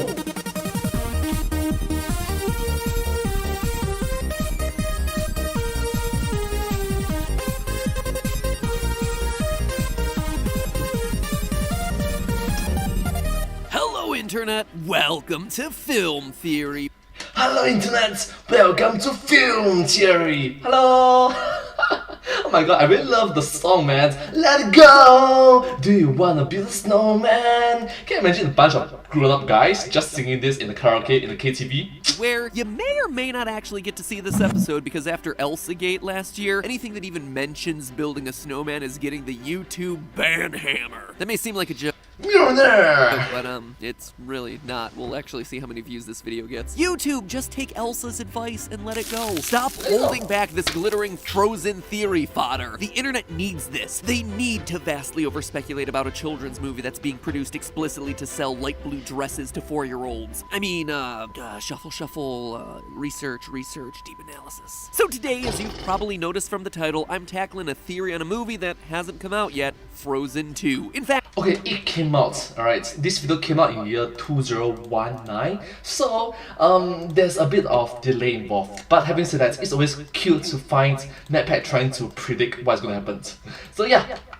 This whole theory is just coming from the Frozen 2 trailer, which, even though it's only 1 minute and 52 seconds, has turned Frozen 2 into the most hyped Disney sequel of all time. And we all know how great I am at interpreting Disney franchise trailers from all those fantastically accurate Star Wars theories, so here lies a date theory. I'm expecting today's prediction theory to go pretty well. In all seriousness though, despite the I like it, the meme is like dun dun dun dun dun dun dun dun dun. fact that we only have a little bit of material to work with, it's actually a lot to unpack. It's also worth mentioning that this theory is going to be building on the groundwork that's already been laid forth by some of our theorist brothers from another channel mother, fellow internet theorists, the Super Carlin brothers, where they venture an interpretation of the Nordic runes in the trailer. I think a lot of what's been said so far is spot on, but after watching this trailer 12 times with my face so close to the screen it would make my optometrist faint, I think that there's quite a bit more to dig in here that hasn't been talked about yet. So today, I'm gonna predict the plot of this movie based on a single trailer because I just don't think I give the internet quite enough fodder to make fun of me. So here we go! Disney's most anticipated release of the 21st century based on less than 2 minutes of footage. Go! Let's go! Oh my gosh, this is the Pokemon Go! That's so cute. First of all, let's catch you up in case you're not one of us weirdos staring at our screens until we develop cataracts. Elsa finds herself on a stormy, desolate beach. She removes her gloves and shoes, then sprints towards the crashing waves, trying to American Ninja Warrior her way out to sea. She takes a few steps each time with the help of her ice powers, but the waves eventually break up the ice and send her crashing back down. The real theory here, though, should be on whether her powers would actually work on ocean water to begin with, since the freezing point of salt water is actually lower than that of fresh water. Which means that if her powers bring things to 32 degrees, that water ain't staying frozen for long. And that, ladies and gentlemen, is the magic of science. Science! For the record, let it be known here, I reserve the right to do that theory should the events of the movie deem it necessary. Meanwhile, in Arendelle, Anna looks out her window to see mysterious floating crystals everywhere. By the look on her face, she ain't too happy about it. We get a shot of Kristoff riding Sven with a herd of reindeer in tow, followed by Anna in what appears to be the same mysterious place as Elsa at the start of the trailer. Elsa shoots some ice at purple fire so it doesn't melt Olaf. We catch a momentary glimpse of a girl in a forest before a bunch of leaves shoot up off the ground and take another unknown character with them, ending with the whole gang on a cliff overlooking an autumnal forest with the mountains in the distance. The trailer wraps with a title card saying Frozen 2 and some glowing orange leaves on it. And then Anna kills the cameraman. Press F to pay respect. Ouch. Respects. The end. So what are we to make of all this? We spend so much time with that opening on the beach that this feels like it's gonna end up being an important place. But anyone who's seen the first Frozen should be able to tell that this isn't Arendelle. How do we know? Well, even though most of the Frozen lore puts Arendelle in Norway, a country that has plenty of shoreline that would have beaches, this is no Norwegian beach. Norway is known for yellow, white, or occasionally black sand beaches, not for the black pebble beach that we're seeing here in the trailer. There's even a close-up of Elsa's feet to explicitly show the pebbles. Jennifer Lee, the co-director of Frozen 2, actually supports the idea that we're outside of Arendelle/Norway when she told Variety that our characters, quote, are going to go far out of Arendelle. So, where then are they going? And more importantly, why? Well, take another look at that beach. Black pebbles, rocky. These are actually a very specific geological feature that typically exists in places with volcanic activity, like Hawaii or Japan. And as cool as a Moana Elsa crossover would be, we're likely looking instead for a place within sailing distance of Arendelle. One such place with beaches like this is Iceland, which has several famous black pebble beaches that are formed by the volcanic activity there. This is again supported with behind-the-scenes interviews, this time coming from Kristen Bell, who voices Anna, who mentioned that the crew of Frozen 2 took trips to several countries for a free vacation. I mean, free inspiration, and one of those trips included Iceland. This idea of travel is one that's supported by the presence of the Norse compass in the logo of the film. Now, the Super Carlin Brothers analysis video pointed out this symbol and talked about it a lot already, so I'm just going to summarize their findings here and link you to their more in-depth discussion using the eye icon in the upper right-hand corner of the screen.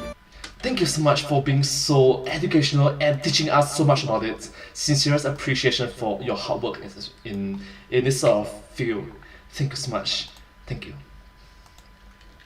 Basically, this 8-pointed pattern that you see in the symbol makes it initially look like it's a snowflake. You know, like you would see in any ice-themed movie. But this symbol can't be a snowflake, because snowflakes always have 6 points. It's because the molecules in ice crystals join to one another in hexagonal structures. Anyway, most analyses have concluded that this symbol is instead a compass. A compass that indicates that Anna and Elsa will spend this movie on some big journey. That said, our proposed little trip to Iceland's Black Pebble Beaches is actually just scratching the surface of the travel theme that Frozen 2 is going to be all about. Anna and Elsa are about to travel just a wee bit further. Let me call your attention to the other symbol in this trailer outside of the Norse compass: autumn. Everywhere you look, it's fall. When Sven's running through the woods, when they're standing on a cliff, when the maple leaf blows through the title at the end of the trailer. And with that, freeze here. This just looks like a regular kind of fall leaf for a lot of us, but what if I told you that that leaf was no random choice on the part of the Disney animation team?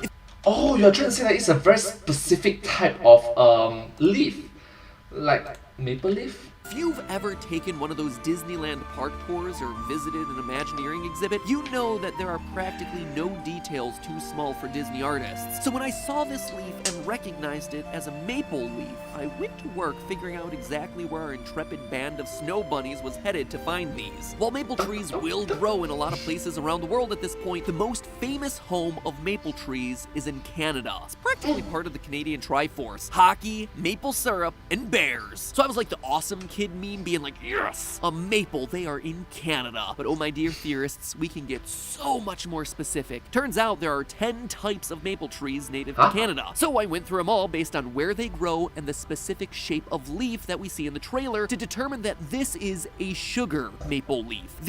Okay, wow.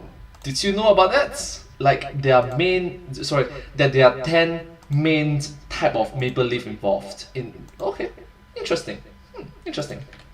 These trees are native specifically to Quebec and the Maritimes, which are the farthest east provinces of Canada. In other words, the ones that you would hit if you were indeed sailing from Europe or Iceland. And if Anna and Elsa landed on one of these provinces, they would be far from the first Norse people to show up in Canada. Vikings from Iceland landed in Newfoundland on the eastern shore of Canada hundreds of years before Christopher Columbus discovered the West Indies. So Yes.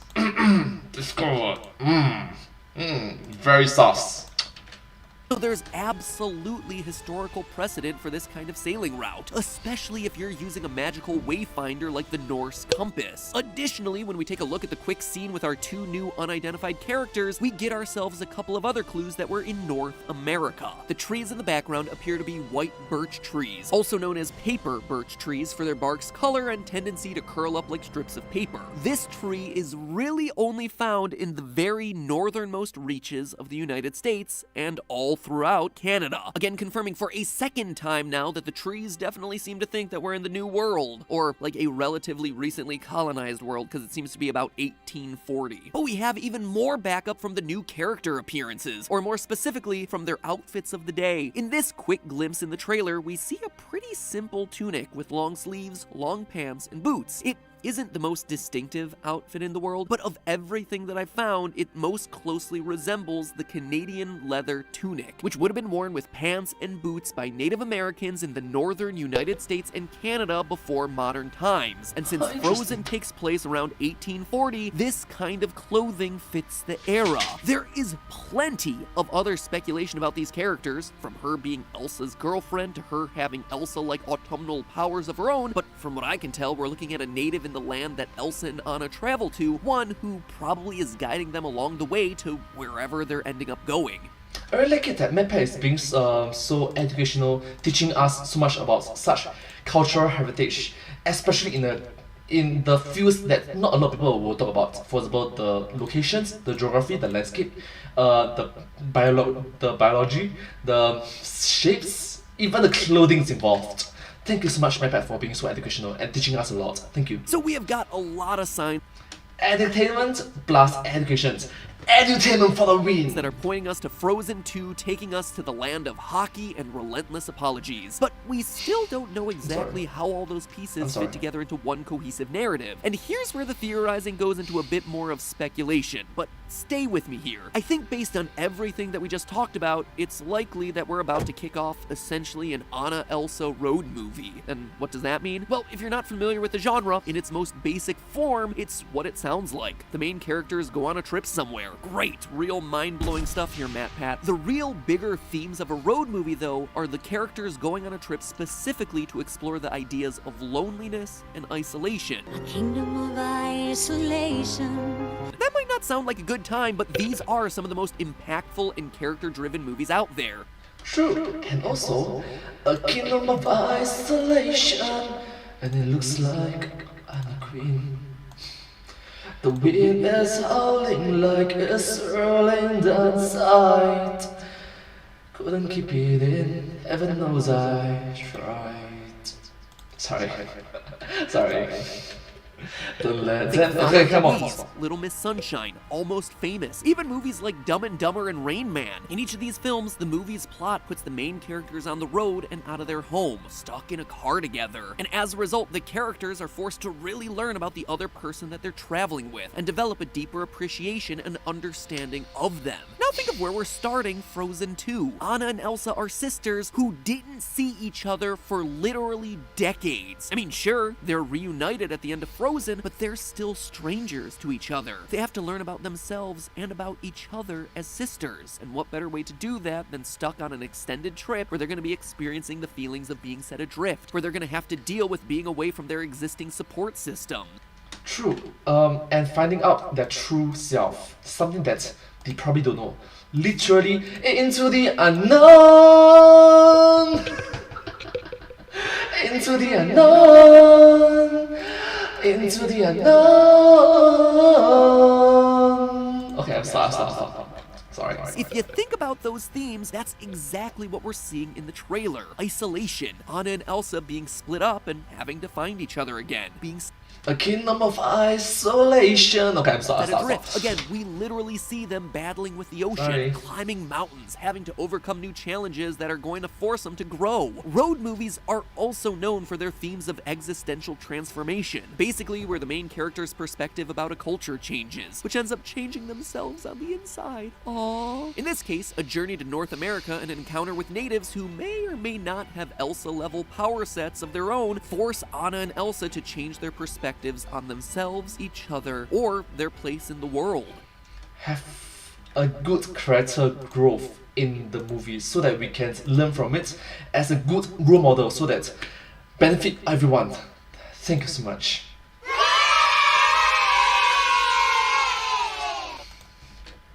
One of the other themes of famous road movies is that they don't have a romantic love interest, which also aligns with the themes of Frozen. In the first movie, the love that's important is the love between sisters, and their own self-love, not the love between a princess and her Prince Charming. A road movie carries on those same themes, where we would expect Anna and Elsa to strengthen their love for each other, and not for some schmo who ends up saving them. This idea of building familial love is also present in the title. You notice how at the end of the trailer, only half of the title is frozen and the other half is rock? Well, the title is thawing. And what do we know thaws Elsa's ice powers? Love.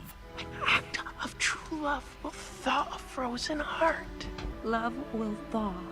Based on all of those themes, we actually have ourselves a pretty good shot at a speculative storyline. And hey, we've come this far, so why not go all the way? Anna and Elsa wake up to find blue and purple crystals floating outside of their window, which summons them to adventure. Cue the quest-themed road movie sequence. Like their parents before them, they experience a tragic shipwreck that ends up stranding them on the shores of Iceland, where they become separated and have to find each other, discovering parts of themselves that they didn't know along the way. Maybe this is where Anna discovers her own power, even if that's just the power of her own inner strength, and Elsa has to go through a training montage that puts her power set in its place and levels her up. They're reunited to finish their quest when they discover new cast members who teach them lessons that expand their world and introduce counter powers to Elsa's in the form of purple fire, which clashes with her ice and also matches the foreshadowing that we see in that earlier scene. Purple and blue crystals from the beginning of the movie, which parallels the purple fire and blue ice that we see later. Presumably there's something that everyone has to overcome and where everyone's powers are needed at the same time. They all achieve new understanding, and Anna decides to stay in this new world, as evidenced by that hesitating look in the trailer, and Elsa returns home back to rule. Or, you know, maybe not. Like I said at the beginning, my trailer predictions have not exactly been 10 out of 10. For all we really know.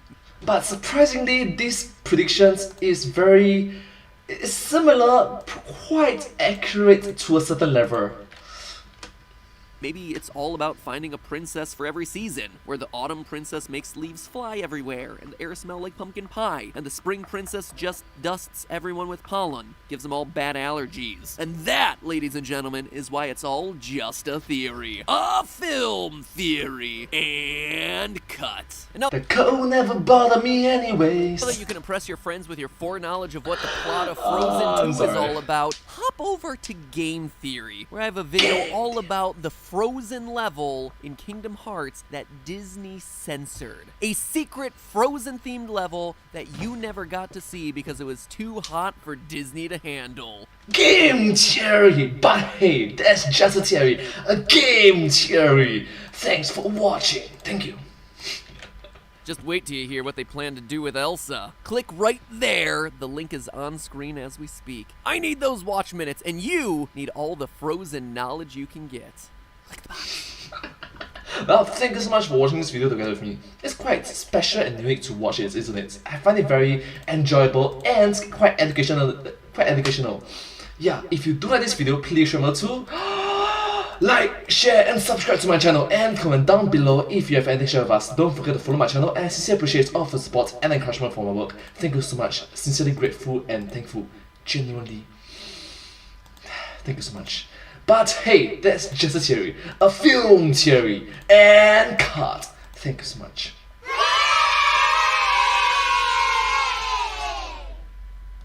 And I hope to see you all in my next video. Bye bye! Once again, please do remember to subscribe to my channel. Thank you, and hope to see you all in my next video. Bye! Alright, that's awesome. That's just wonderful. Alright, 2 more videos to go. Right now it's gonna be 6 o'clock soon. Oh gosh. Let's do it. Let's do it.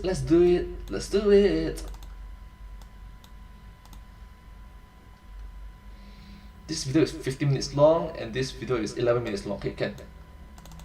Quite doable.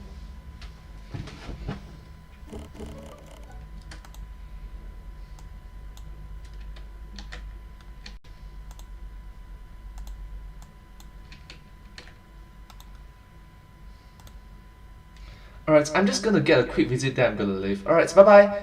Thank you so much, KB Profits, for coming over to my live stream. Thank you.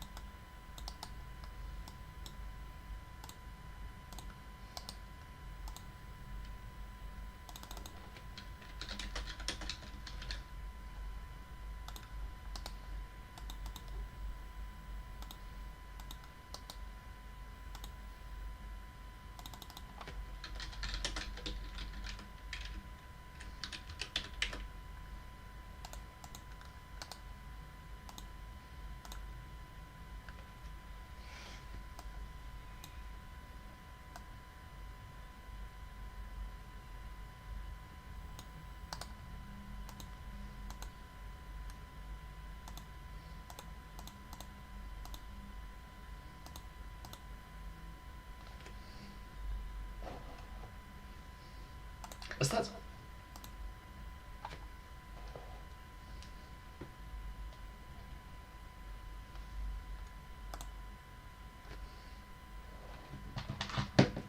Sorry.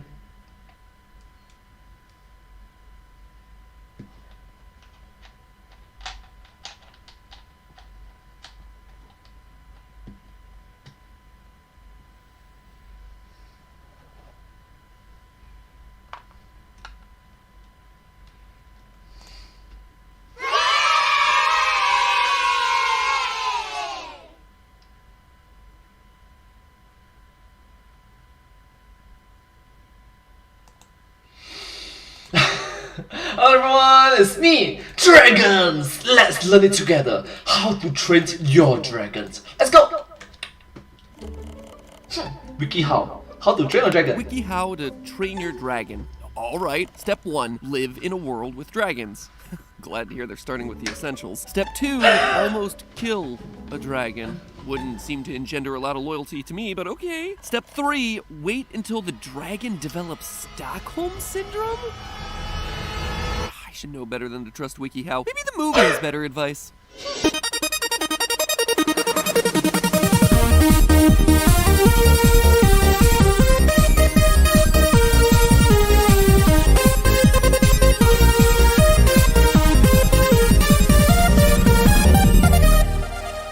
Hello, Internet. Welcome to Film Theory. Hello Internet, welcome to Film Theory. Hello, how to train your dragon. Hey, Hollywood, we need some new franchises in theaters, alright? I mean, just look at the film lineup for the rest of 2019. A reboot of Men in Black, remakes of Dumbo, Aladdin, and Lion King, and sequels to Avengers, Spider-Man, Star Wars, Jumanji, Rambo, Terminator, Fast and Furious, Frozen, Angry Birds, Toy Story, and The Secret Life of Pets. It's like horror films don't scare Hollywood executives. Their actual nightmare is creating new and creative screenplays. Cue the air horn because that was a sick but predictable burn. What? Oh my gosh, that burn. Okay, that roasts. Maybe try something new, like for example Squid Game, but not Hollywood though. So, One such sequel that premiered earlier this year was How to Train Your Dragon. Now, this is a franchise we've never covered here, mostly DreamWorks, because I'd never seen the movies up until recently. But having just caught up with the franchise after a few really long flights, I'm finally sinking my teeth into these tales of Toothless by addressing the biggest question that comes out of the whole theatrical empire. Not could dragons exist? No, not how do massive lizards fly? It is way more obvious than that. Today I am going to answer the question of how do you train your dragon? And the answer is not like you see in the movie. I mean, I know the movie makes it seem all magical and heartwarming, but when you look at the realities of what's actually going on screen, the entire premise goes up in flames. You should not train your dragon. Huh, interesting. What he mentioned is literally up in flames. Interesting. I'm not talking about, oh, dragon training would be dangerous because they'll eat you and they'll burn you with their hot fire. No, the entire concept of training your dragon is simply broken at a fundamental level, and you definitely shouldn't do it the way that Hiccup does in the movies. So saddle up, Vikings of questionable geographic origin. Sure you want that kid running the village? It is time to theorize. For anyone who was like me and missed out on this franchise, here's basically what you need to know for today's theory. Hiccup lives on the island of Burke with his father, the chief. Burke is prone to frequent dragon attacks, so, like most people being tormented by a species of wild animals, they fight back. In one of the dragon attacks, Hiccup injures an elusive night fury dragon that he eventually names Toothless and befriends. Yes, and then in the film it mentions that killed hundreds! Wait, killed thousands!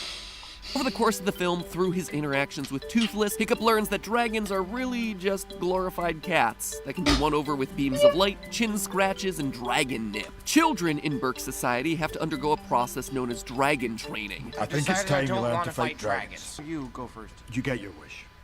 Dragon training.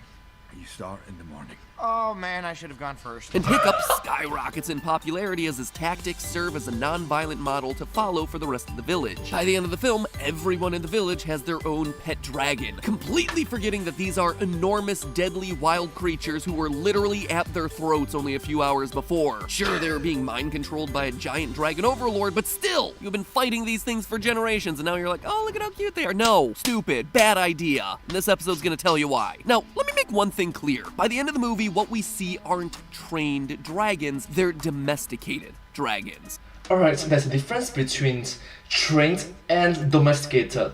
That may seem like a minor point, but it's actually a huge difference. You see, in the real world, we use a lot of words about animals interchangeably that tame, trained, domesticated aren't really the same at all. And when it comes to training a dragon, the difference between words like train and domesticate is the difference between getting you the world's most awesome pet and you getting personally barbecued to death. So let's get our definitions straight. To tame an animal is to take an individual wild animal and make that specific animal not afraid of you as a human. To train an animal is to get it to repeatedly follow a command. You blow a whistle, your dog sits. To domesticate an animal is the most intense of these three, and requires fundamentally altering the species over many generations via selective breeding, basically transforming it to behave the way that humans want. So today we're gonna address the possibility of all three, but specifically focus on training, since, you know, that's the title of the movie. Now, Hiccup, for all his supposed dragon knowledge, is not the example of proper training that the people of Burke should be following. What he does is dangerous, destructive, and worst of all, inhumane. Now, that may sound extreme until you take a second look at the events of this film without all the sappy feel-good music. What happens to kick off this entire movie? Hiccup injures Toothless, wrecking his tail flap, an injury that completely grounds Toothless. I mean, toothless. A dragon without parts. So we are starting the relationship with a critical injury, and then it proceeds to get even worse. Hiccup moves on to reconstruct a new tailpiece for Toothless, and while it's all real nice and good that he worked so gosh darn hard on it, it was repairing an injury that was his own fault. And as soon as that tailpiece is on, guess what Toothless does? Does he turn around and thank Hiccup? Does he tearfully tell him that he'll miss their companionship? No! He flies away. He tries to escape the human predator, like a wild animal should and would do in that moment. But even then, Hiccup can't leave well enough alone because he hangs on through the air and discovers, super conveniently, that the dragon can only fly if he, Master Human, is controlling the prosthetic tailpiece. Just think about that for a second. This would be like clipping a bird's wings, then replacing its wingtips with remote control wingtips so he could fly him around like a model airplane. When you really think about what's going on here, to a wild animal who's scared and injured, it would be immediately classified as animal cruelty. Oh, animal cruelty. And that's one of the reasons why, spoilers alert, Toothless get to fly alone without a trainer, without the human, and get to live their own life, have their own children. Yes, at the end. Or, at the very least, a pretty barbaric way to Sorry for the spoilers, but it's very heartwarming. get a big animal to do what you want. And Hiccup... And also this, right now is in the year 2021. This movie came out 2 years ago. Come on, you should have watched it before. sees no Wait, 3 years ago? 2 years ago? problem here. In fact, he spends most of his time riding Toothless around, congratulating himself about how amazing he is. Yes! Yes! I did it! After that, he goes on to chase down the dragon to get a saddle on it. Again, not voluntary, since Toothless will literally die if he can't fly. Then has to iterate all kinds of reins and turning systems to control the dragon, instead of rigging a system where, you know, Toothless could control it himself. The third movie. Hiccup doesn't design or even attempt to design something that would allow Toothless to fly independently until the short film Gift of the Night Fury. And even then, he still has systems in place that allow him to maintain control. It's like saying to your dog, I love ya, as long as I still have the ability to shock collar you. It's only in the third and final film that Hiccup finally respects this animal enough that he designs something that makes him completely independent. Meanwhile, every time Hiccup falls, Toothless crashes headfirst into the ground at full speed, or directly into cliff faces. Even when his control system works and Hiccup is managing to navigate, think about what's happening here. Sure, it looks epic and they're working like a team, but Yes, it looks super epic and they're working as a team. It's very inspirational. Dun, dun, dun, dun, dun, dun, dun. in reality, this dragon is a helpless passenger in his own body. He is a slave, and no matter how many times it happens, he only has one choice but to keep going. Okay, that escalated quickly. Yup.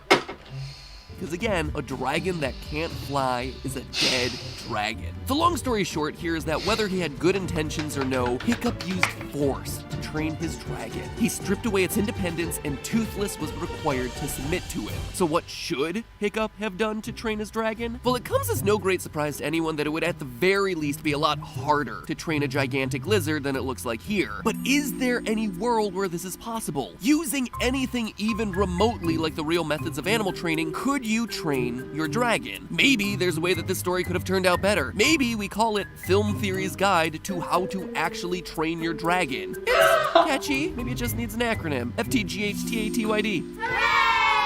So let's look at what... Whoa, that is a very, very, very long name. But yeah, awesome.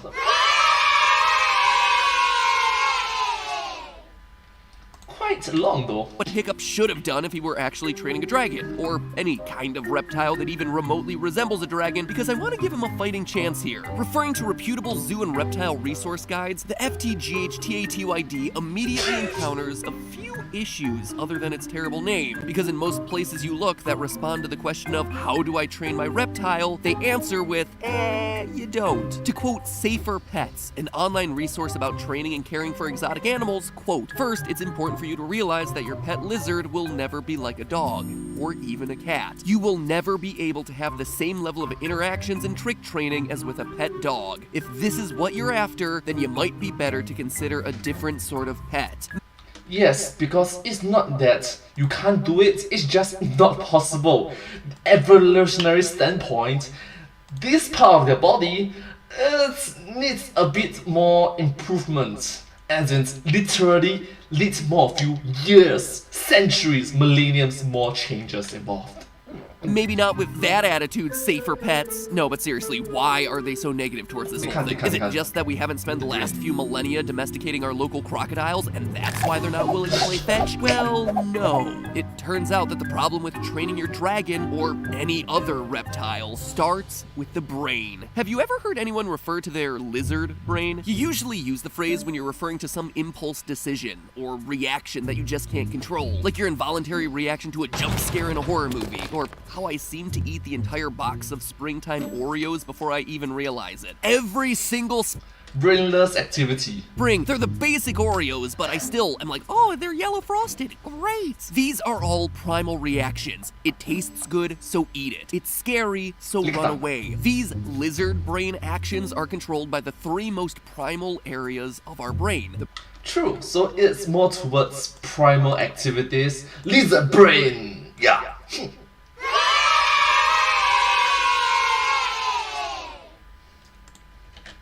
Brainstem, the cerebellum, and the basal ganglion, which aptly enough are the same areas of the brain we share with lizards, including reptiles. Reptile brains are just much smaller than mammal brains relative to body size because they only need to have these three areas. For reference, a saltwater crocodile and a horse have almost identical weight ranges, from 800 to 2,200 pounds. A crocodile brain weighs in at about 8.4 to 15 grams, while a horse's brain weighs in at 530 to 655 grams. So you must understand that there's the brain to weight ratio difference. So why are their brains so much bigger? Well, humans and other mammals like dogs and cats have other areas of the brain layered on top of those primal areas, called the limbic system, which allow us to have more complex emotions, like how dogs experience excitement to see their owners, or depression when they're abandoned. The limbic system also enables us to develop trust and behavioral pattern recognition that allows us to train and be trained. Reptiles literally don't have the parts of the brain necessary to develop relationships with humans. Their brain The limbic system! Thank you so much for being so educational about it. Thank you, my pet. Are missing the emotional cognition to be trained to do the types of tricks that you see in How to Train Your Dragon. No, come on! I hear you saying there's videos on YouTube of people training lizards like Komodo dragons. Duh, they even have dragon in their name. But that kind of lizard training looks very different than training a cat and a dog. The most advanced dragon trainers in the world, who work with big lizards like Komodo dragon, Pokemon trainer, can only train them to do what's known as target practice, lifting a rifle onto their shoulder and shooting at a target downrange. I just did that to see if you were paying attention. No, you cannot train your lizard to shoot a gun. Wait, what the? No, you cannot train a lizard to shoot a firearm. You can't. Please don't. Practice here means basically classical conditioning for your dinner. Instead of throwing some mice or other animals into the reptile's habitat, trainers take a target, basically a ball or a plate on a stick, into the enclosure and train the reptile to touch the target in order to get its food. That's it. Like, that is the level of training that you can do for your dragon. The end. Biologically speaking, it is impossible to do much more than that. And the reason trainers typically even bother doing this is to help move reptiles to different areas of their enclosure to receive things like medical care or give them exercise, not become helpful pets or even show off for the zoo visitors. Reptiles in captivity are known for being lazy and lethargic because they don't have to defend their territory anymore. Their lizard brain is no longer needed for survival, so the only way to get them appropriate activity is to get them to work for their food. Even the crocodile hunter himself, Steve Irwin, describes using himself as bait in crocodile enclosures so the crocs would regain their sense of territorialism and fend him off to get their blood pumping. This is a very rudimentary form of training, and it certainly isn't for fun. It's because to keep the reptiles healthy, they have to use their instincts, because that's the only thinking that they're capable of doing. Anything you train a reptile to do isn't them being loyal to you, it's just them using an instinct. All that said, for all you reptilian apologists out there, it's important to understand the difference between intelligence and emotional complexity. Reptiles are extremely smart, so just because they're not emotionally capable doesn't mean they're not capable. They have memories that span almost their whole lifetime, and big reptiles like alligators can navigate 30 to 40 miles of waterways easily from when they're born. That's just incredible. These capabilities are really just all inspiring. Yes. Which can be said for basically none of us who are working on or watching this video, because human babies are virtually useless. Yeah, I'm sorry. Yeah. Well, that's the unfortunate truth that, think about it. You are really useless when you are a baby. Whereas other animals, when they are baby, they are super useful in comparison to human babies. So, sorry. Reptiles are also pretty much the kings of Darwinism, where a lot of female reptiles will only give the green light, so to speak, to the biggest, strongest male in their area, meaning that the only genes that get passed down are from the very best of their species. But we as humans, who don't really care about that and instead just want a cuddly iguana, can't mistake all of that for love, or loyalty, or trust, or any of the emotions that we hope to get out of a real pet. Reptiles still aren't domesticated after all these millennia, but that means that whether you're adopting a dragon from the wild, or you're picking up a chameleon at the pet store, literally the pet that I wanted all throughout elementary school, you are adopting the... Aww, my pet looks so young. Gosh, my pet is kid pet. Wait, children pet? Child pet. Pet. Anyways, I'm sorry. Equivalent of a wild animal. So, how do you train your dragon? 1, you set realistic expectations that you won't ever have a true relationship with them. 2, you bait them around an enclosure to give them lots of exercise. And 3, you appreciate that they're instinctually way smarter than us, but don't know how to brag about it. Relationships just don't figure into that equation, which is a real bummer because it would be totally amazing to ride your alligator in Florida, or watch your basilisk lizard skip across your bathtub. But at the end of the day, you cannot train your dragon, which means that the FTGHTATYD is finished. And that means back to the drawing board for me. Dragon circus. No. Kangaroo best friend. A kangaroo can be your best friend! Yes! And away! But before I go, remember, that is just a theory. A film theory. And cut. Oh, so cute. Anyways, thank you so much for watching this video together with me. I hope that you find this video very enjoyable to watch, quite entertaining and educational. You can learn something so knowledgeable and wise field. This episode is very cute, and just thank you so much to Red Pet and the Theorists community for making such a just wonderful video, very cute and adorable. Anyways, if you do like this video, please remember to like, share and subscribe to my channel, and comment down below if you have any share of us. Don't forget to follow my channel, and I sincerely appreciate all of the support and encouragement for my work. Genuinely and honestly thankful for your positivity and motivational comments. And I hope to see you all in my next video. But hey, that's just a theory, a film theory, and cut. Thank you so much. Bye bye.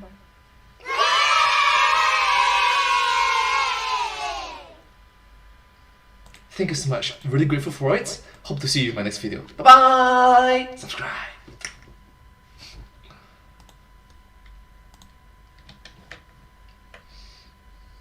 One last video.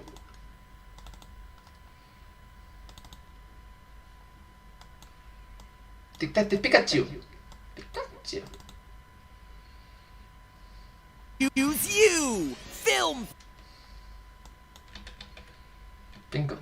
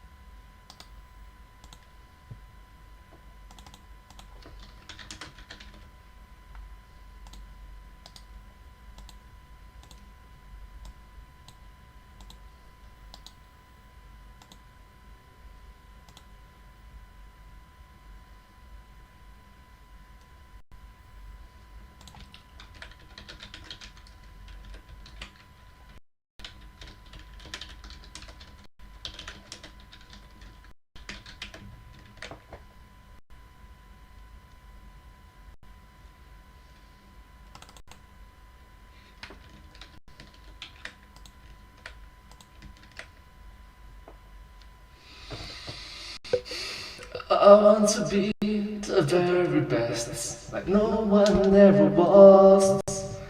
To catch them is my real test, to train them is my goal. I will travel across the land, searching far and wide. This Pokemon to understand the power that's inside.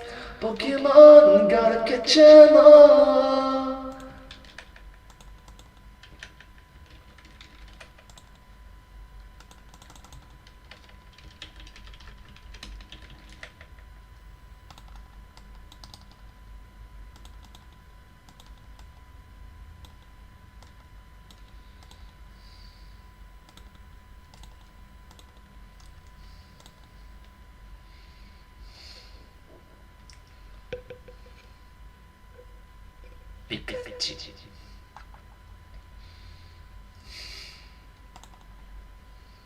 Let's go, let's start. Draw everything, look, that's Mewtwo, Pokemon. Gotta catch 'em all, gotta catch 'em all, Pokemon.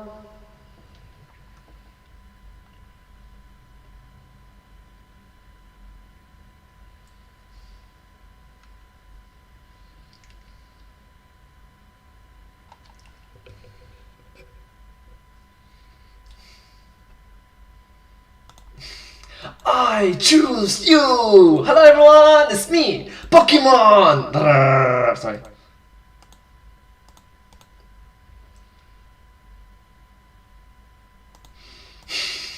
I choose you! Hello everyone, it's me, and today, Pokemon Pikachu! Pika Pika!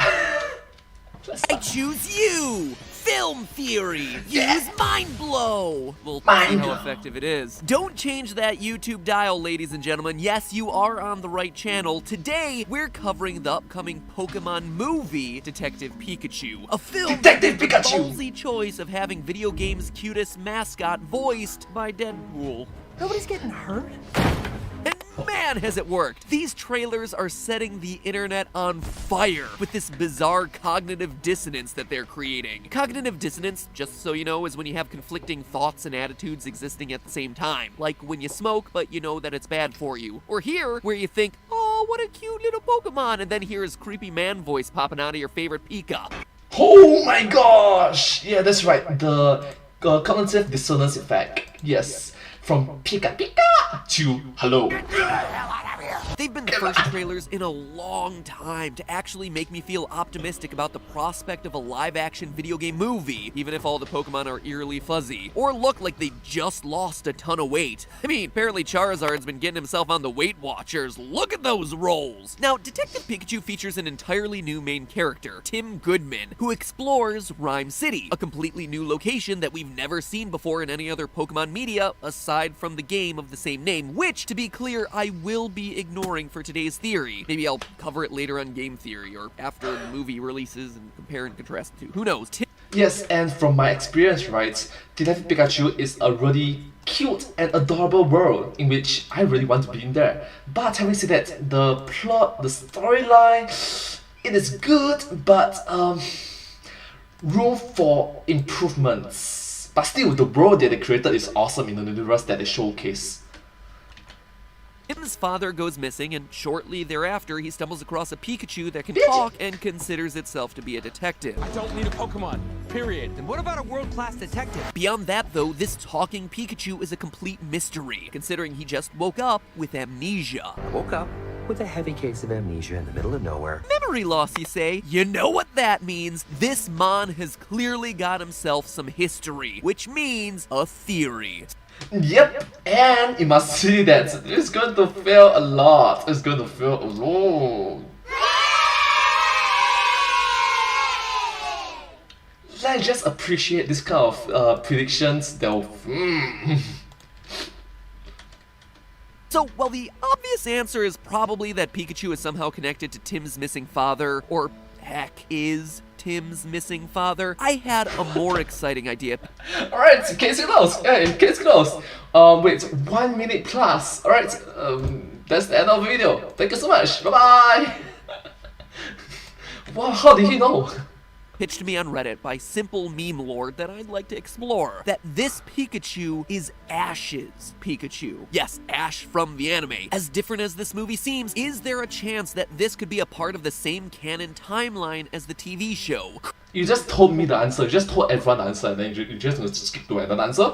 Could the secret of Detective Pikachu's forgotten history actually be that he served as Ash's faithful companion for over 1,000 episodes of animated splendor? It sounds like an outlandish idea, and heck, it probably is, but the more you dig into the countless details that are hidden in these trailers, the more and more all of this starts to make sense. So you're trying to say that before Pikachu becomes Detective Pikachu, Pikachu have a deeper history.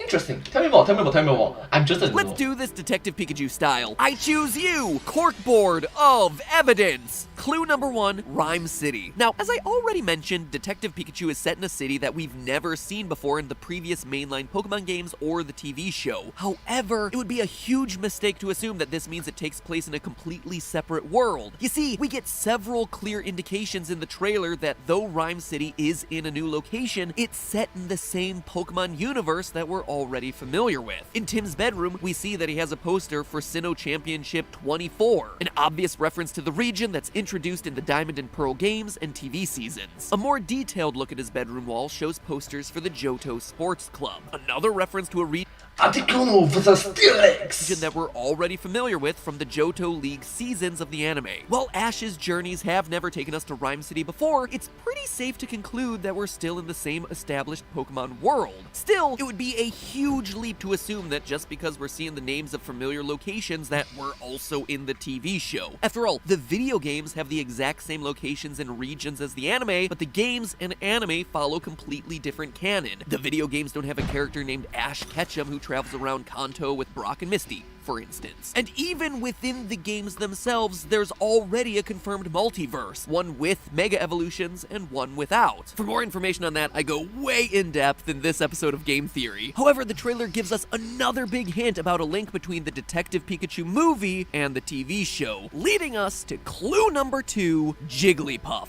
For one brief moment in the trailer, we see a Jigglypuff. But not just any Jigglypuff. Look at what it has in its hand, a microphone with a green cover. Now, this could just be an Easter egg, but any fan of the anime will immediately recognize what's going on in that scene. First introduced in episode 45 of the anime, The Song of Jigglypuff, this one particular Pokemon has been a recurring character on the TV show for over 20 years. Wow, literally decades. Jigglypuff, Jigglypuff.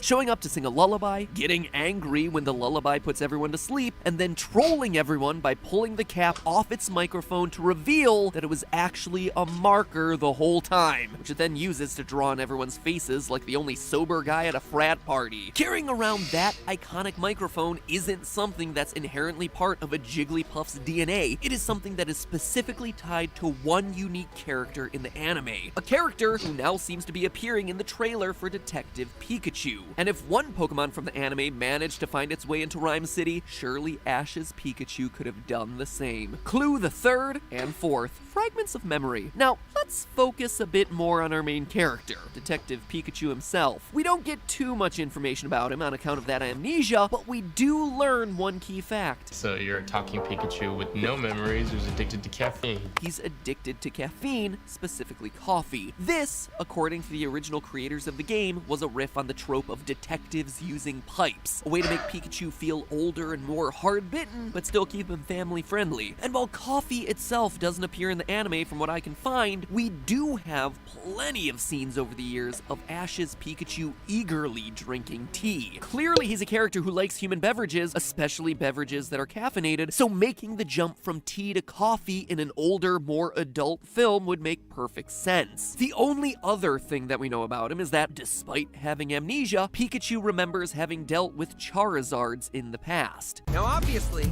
I've dealt with this putz before. Note that he says dealt with and not battle. You see, Ash's Pikachu never truly battles Charizard in the anime, but both Ash and Pikachu had to deal with all sorts of misbehaving, difficult Charizards in the past. So this would actually line up very well with our theory that they're one and the same. It's a similar story here with Mr. Mime as well. In the trailer, Pikachu seems to have a solid understanding of how to deal with the awkward Mime Pokemon.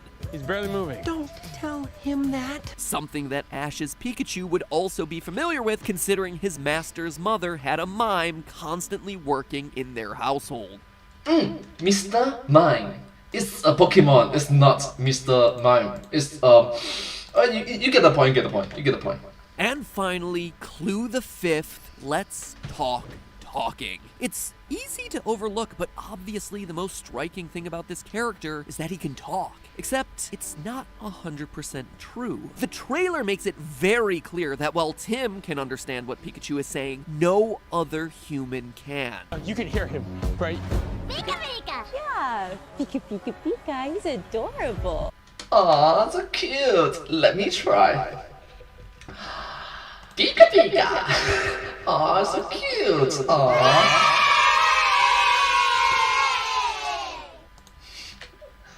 You're adorable. They can't understand me. Afraid not there, Tim. Pikachu isn't actually speaking English. He's capable of speaking in a way that's only understood by Tim. And that sounds an awful lot like how we see Pikachu communicating with Ash throughout the anime. Or maybe it sounds a lot like a plot armor on Deus Ex Machina. Just saying. Even if he's not voiced by Ryan Reynolds. You wanna go too, buddy? Right!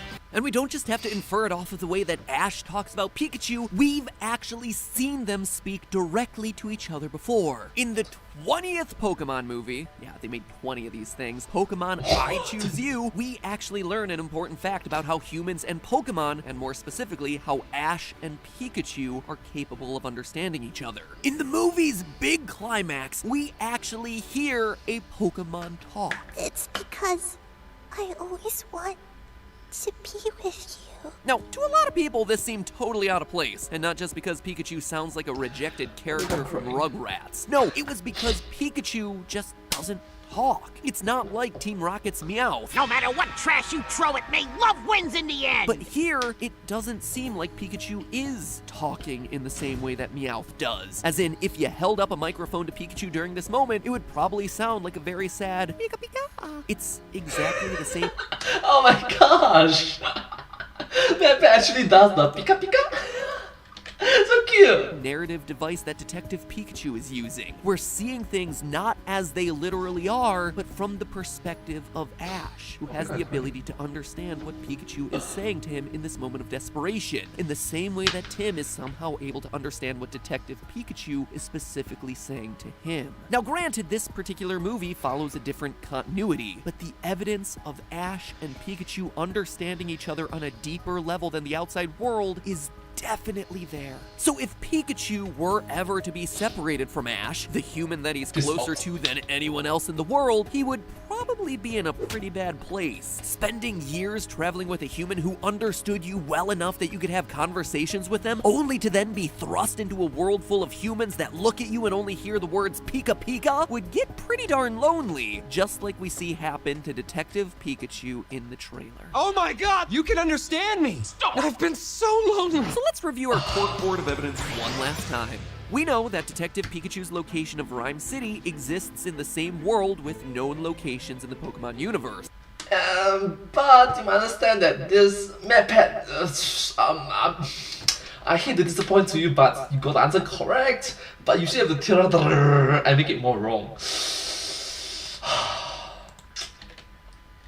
Like Johto and Sinnoh. More specifically, from the presence of this Jigglypuff, there's a much greater likelihood that this movie takes place in the same universe as the one where Jigglypuff constantly is trolling Ash and his friends. We know that Detective Pikachu, just like Ash's Pikachu, loves caffeine and has experience dealing with both Mr. Mimes and Charizards. But most importantly of all, we know that both of these Pokemon are capable of being understood by specific humans in specific contexts. So saying that Detective Pikachu is Ash's Pikachu might at first seem like a huge conclusion to draw from just a few minutes of trailer footage, but this trailer is packed with so many clues and hints that all can be pointing towards a connection between Detective Pikachu and the original TV show. Sure, it all may seem like circumstantial evidence, but none of these details were placed in here by accident. In fact, one of the most impressive things about this trailer is how much detail they do manage to pack in. So is Detective Pikachu an older, more grizzled version of Ash's Pikachu?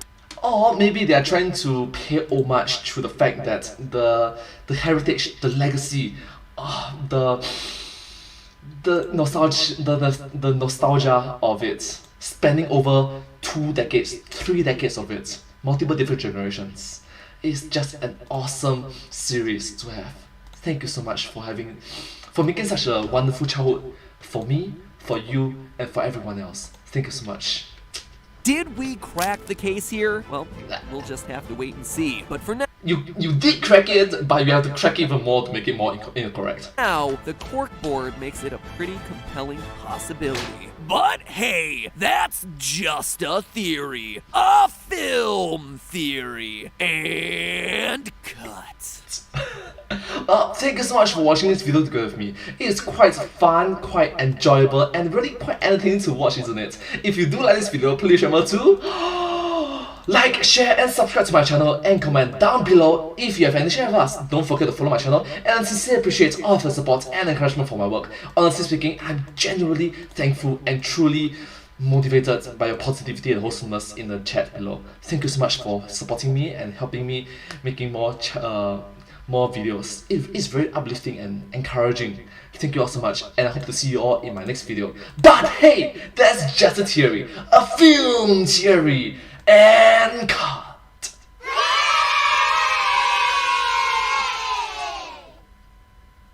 And I hope to see you all in my next video. Bye bye! Once again, thank you so much. Please remember to subscribe to my channel. Sincerely grateful for it. Thank you, and subscribe. Thank you.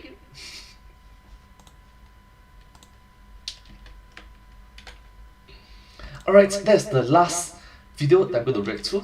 Let's see what's tomorrow's video about. Tomorrow's video is what is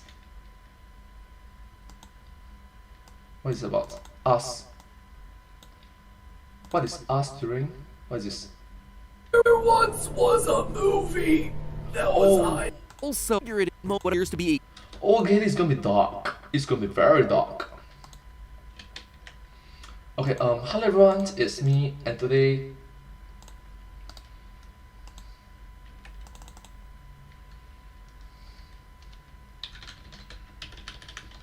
please remember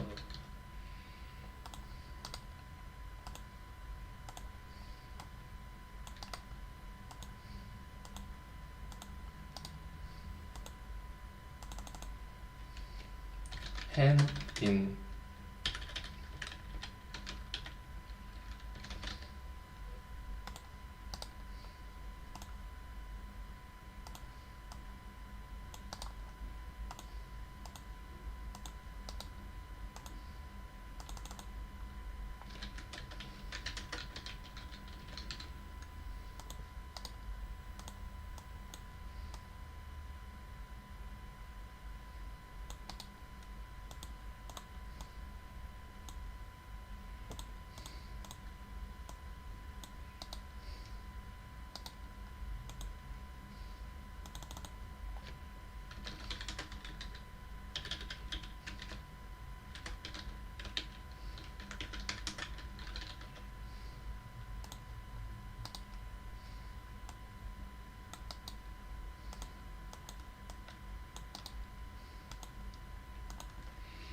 Alright, so please remember, hand in hand, we stand together.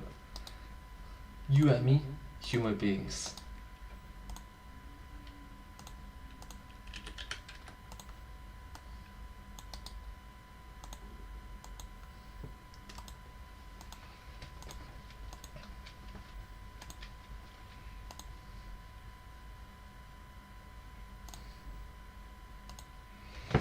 It's me. Please remember, you and me are human beings. Hand in hand, we stand together, okay? Sounds good. So it's, hi everyone, Hello everyone, it's me. Please remember, you and me, we are all human beings. Hand in hand, we stand together. Alright, that sounds good. So anyways, that is going to be next tomorrow's live stream. Thank you so much to Sandra Perry, thank you so much to Mary Mills, thank you so much for KV Profits. Thank you these 3 individuals for coming over to my live stream and keeping this my live stream chat active and engaging. Thank you so much. I sincerely appreciate you typing over in the live stream chat. And to everyone else who are watching this video right now, thank you all so much for watching this video together with me. These videos together with me. And thank you so much for supporting and paying attention to my live stream. Hope to see you all in my next video. In my next live stream. Sorry. Yeah. But hey, that's just a stream. A live stream. Thanks for watching.